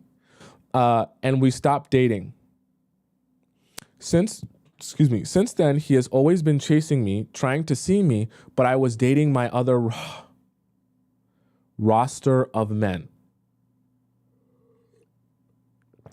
Sarah, tell all the beautiful women in the chat who also think that they should date a roster of men. How did it work out for you, Sarah, dating a roster of men? Tell me. I would love to know how it worked out for you, because if it did, I feel like you wouldn't have even had a rest of the message here. Okay, let's see though. He was so persistent and I was back in the area, so I gave him a chance. Why? What happened to the roster of men? I thought dating 30 men at once is the answer to everything. Why didn't that work out for you? He flew down to meet me in Miami.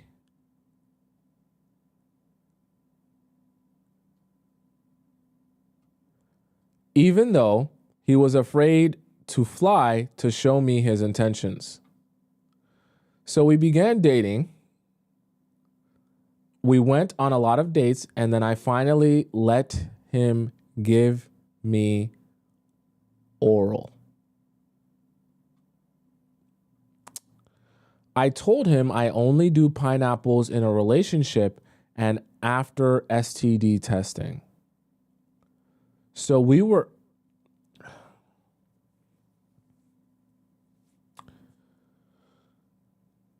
Why do this? I just don't understand why I do this. I get it. You're saying you have boundaries, but oh my God. Okay, I'm going to try to be nice about this. For men, you look really silly when you spread your legs open, you're naked in front of him with your pants off. He buries his face inside of your squirtle. He gets a good, nice taste of it.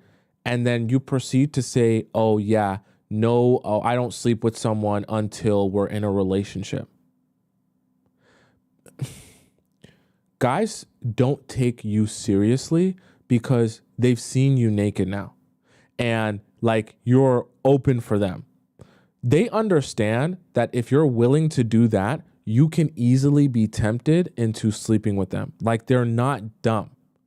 And they know how if you really were serious about that, you wouldn't even have allowed that to happen in the first place. Because it makes no sense to say, I'm not... Okay, first of all, let me take you guys into like sex ed for a second. You do realize you can still get an STI through the mouth, right? I know that I don't want to make it too graphic here, but like that is actually possible.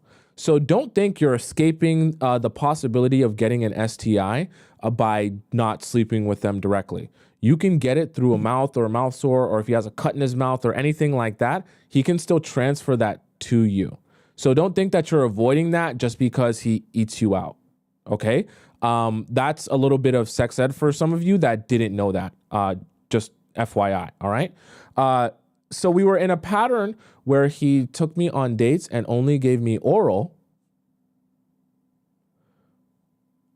But I feel like we didn't move to the relationship stage after 6 months, so I broke up with him since I wasn't sure if he had commitment issues since he was divorced 5 years ago.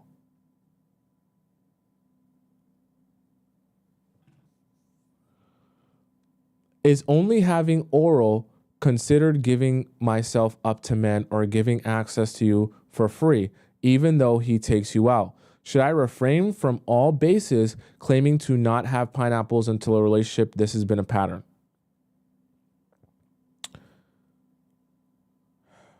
Sarah, I love you and I care about you deeply, which is why I want to actually help you by giving you some real honest advice from a man's perspective.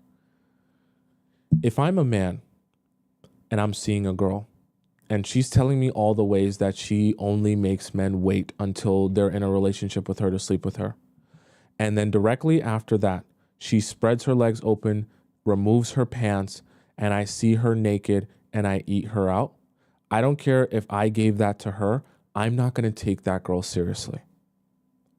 I'm not going to take her seriously when she says she doesn't sleep with people easily, because you're saying you don't sleep with people easily. So logic should tell someone that's actually of that mind frame that I don't take my clothes off and let you see me naked and be vulnerable for you easily either. That requires work as well.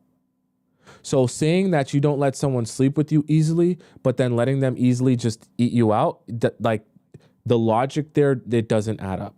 It really doesn't. And what it makes men feel still is like they accomplished something or got something from you early on very easily without a lot of work. Because getting you naked feels like an accomplishment. Don't forget it, okay? And they feel like they're always one step closer to getting to the end goal. And I can assure you, if maybe he sucks at it, so that might be one of his issues there. But I can assure you, if he's good enough at eating you out, and he does it on a consistent enough basis, and he's good enough at turning you on mentally and emotionally. He starts dirty talking to you the way you like. He starts, caressing your body the way that you like. He's eating you out crazy. You're having multiple gasms and all that good stuff. I can guarantee you, you will eventually fold. I'm telling you this as a man, okay? I know this to be true. You will eventually fold if you continue putting yourself in temptation's pathway like that. He gets good at it. He gets good at knowing what you need. He gets you horned up. And I promise you, you will make a mistake. Then what? What are you going to say then? You ate me out so good, I couldn't think straight. So then I just allowed you. It's done now. All the stuff you just said is out the window now. So I say that to say, why even put yourself in that position to make a mistake like that? Because you do know once you go back on your word after saying these are my boundaries and these are I don't sleep with someone, once you go back on your word and he does that with you, you're cooked forever.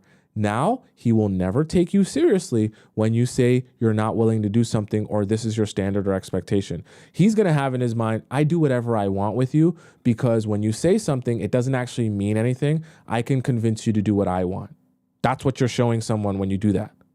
Don't stand on a high horse if you're going to not stand by it, okay? You're better off, honestly, in that situation, if you know you like getting oral and you like getting guys' head stuffed down in between your legs, you're better off just not saying anything, truthfully, honestly, than even pretending to stand on a high horse and say how you're not going to do this, not going to do that, and then he's eating you out that same night. I get it. It's not exactly what you're saying that you weren't going to do, but it's so close there. And it does the same thing in terms of breaking the illusion to him that like you mean business. It just doesn't strike guys as you mean business when you demand respect and say you're not doing this and you're not doing that. And then he's eating you out that same night or, a couple of dates later, right? It does not look well at all. Okay, I know it's not the same thing and I know it's not a body, but guys can't, the same way, I'm telling you the truth, guys aren't going to take you seriously after doing that, especially after you stand on a high horse and talk about how you ain't doing this and you ain't doing that. It does not look well. In fact, men say to themselves, they start to think to themselves, I would love to challenge you on that and I would love to see how much I can tempt you to get you to fold and make more and more mistakes because you're standing on a high horse. Don't put yourself in that position if you know you're not prepared to really stand by that. And no need to continue tempting yourself on an ongoing basis like that. Why do that? You realize you're a human being. Like I'm a human being, you're a human being, you're capable of making mistakes. You do know that, right? So if you pile enough external factors like drinking, maybe you're horned up, you're ovulating, he's eating you out real nice, he's caressing you, you had a romantic night, you know that you can pile on enough external circumstances that even you that's strong-willed and wants to make good decisions can make a mistake. You realize that, right? We're all humans and capable of making mistakes. So why make it harder or easier to make a mistake by putting yourself in a position like that, right? Once you're there and you're horned up and you feel good and he's been eating you out, do you know how easy it is for him to just get up, start kissing you, and for it to slip in? You understand that? Especially when you're in that mind frame and you're all juiced up and horned up and he's horned up and now there's a whole bunch of saliva on you. I know I'm getting graphic, guys. It's so easy to make a mistake that way. I don't understand why you're even playing that type of game. So easy. And those of you who have been there, you know what I'm talking about. It is so hard when you're in that position to stay sane and say to yourself, all right, I'm still going to stand by what I said before. Okay, so Brisa said, not this getting me excited. Y'all nasty, okay? We're trying to learn here. This isn't that type of sex ed, all right? But you get my point, Sarah. Please don't do that if you want a guy to take you seriously. I know it's not the same thing as sleeping with him, but please understand you're making a mistake if you're going to tempt yourself that way, okay? Especially for the guys that know what they're doing, they'll make it very hard for you to make good decisions. Trust you, me. I know what I'm talking about. Next year, we have... let's see, Samantha, this one's deleted. We have here S and M. Damn, we went 3 hours today, guys.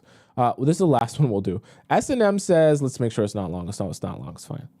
S&M says, like S&M, like Rihanna S&M. Okay.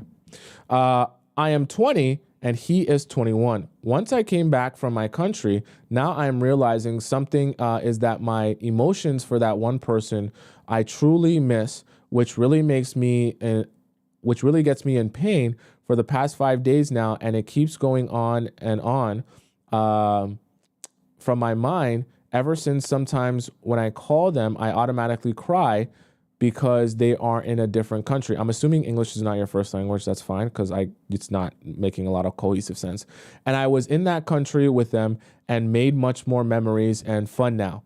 I just want to forget about the person because truly me and the person made lots of impacts along the way. And now we are in a relationship. But the main issue is we are in no contact for now since he knows I have to study, and that's why he is in no contact, because he said if I text him, it will affect my studying, which is true. And he says he loves me a lot. But what should I do now to forget about the person? Should I forget about the person or move on? So to forget about him, I'll make it very simple for you.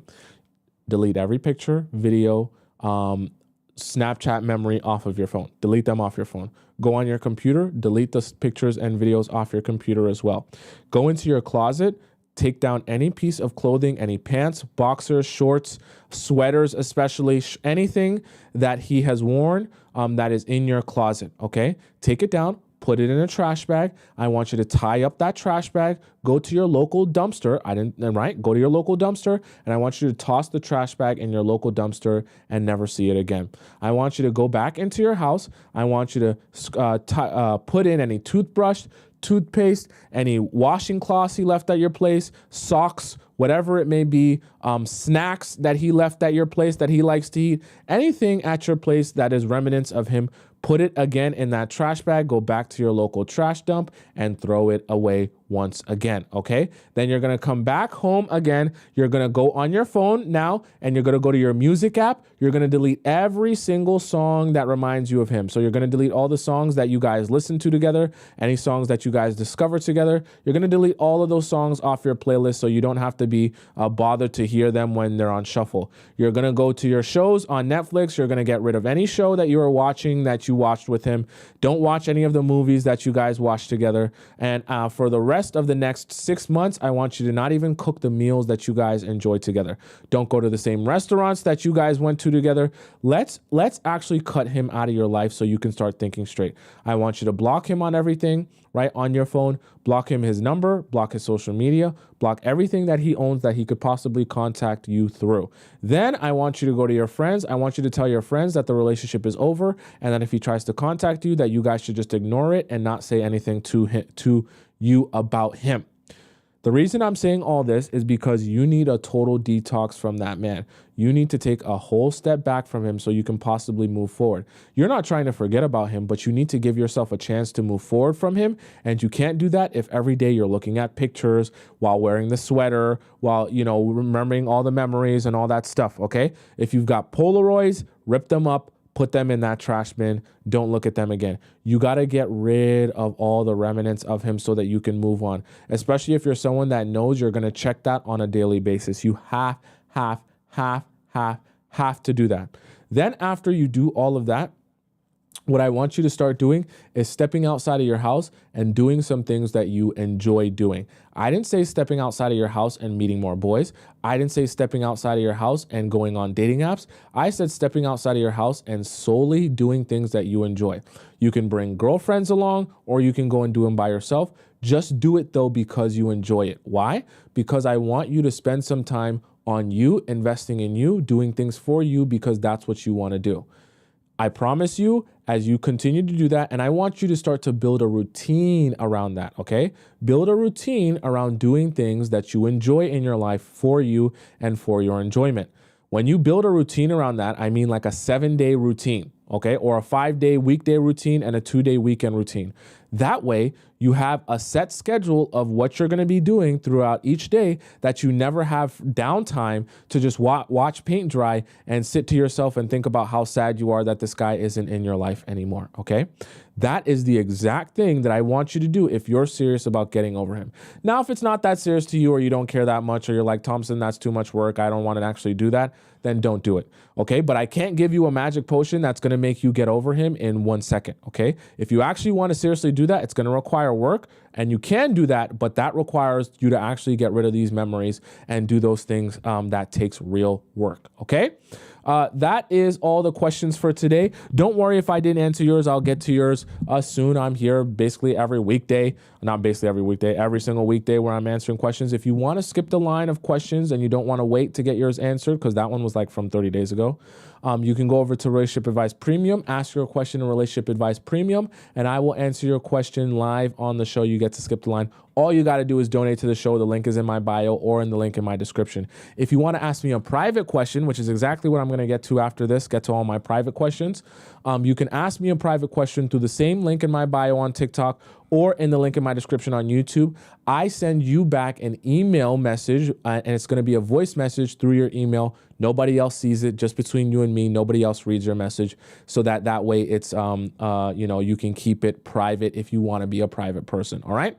For those of you who are wanting to follow me on Instagram, my Instagram is right above my head on the top left of the screen. It's just Tomisin_Tub. You can follow me on there, see everything I'm doing, get a little bit up close and personal with me a little bit more. Okay. And for those of you who are on YouTube, my Instagram is just at the bottom right corner of the screen there as well. I love you guys so much. I'm here. I forgot to say, for those of you on TikTok that missed parts of the show or came late, my YouTube page is above my head. It's just Tomisin Atubatelah. Type it in on YouTube.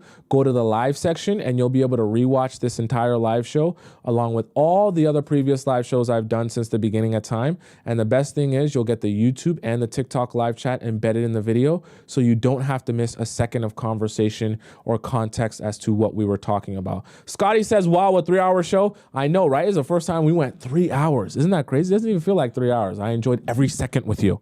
I enjoy every second of my life I spend with you. Do you understand me? Okay. Don't worry. We got lots more time to spend. I'm here every weekday, Monday to Friday. Okay. So I'll see you all, beautiful souls, tomorrow at 4 p.m. Eastern Standard Time. Make sure you're right on time, and I'll see you again then. Until then, goodbye for now. Arrivederci, adios, ciao, sayonara. I can't think of any more. Hasta la vista. Bon voyage! And I will see you again tomorrow at 4 p.m. Eastern Standard Time. I love you so much. Au revoir. Ciao.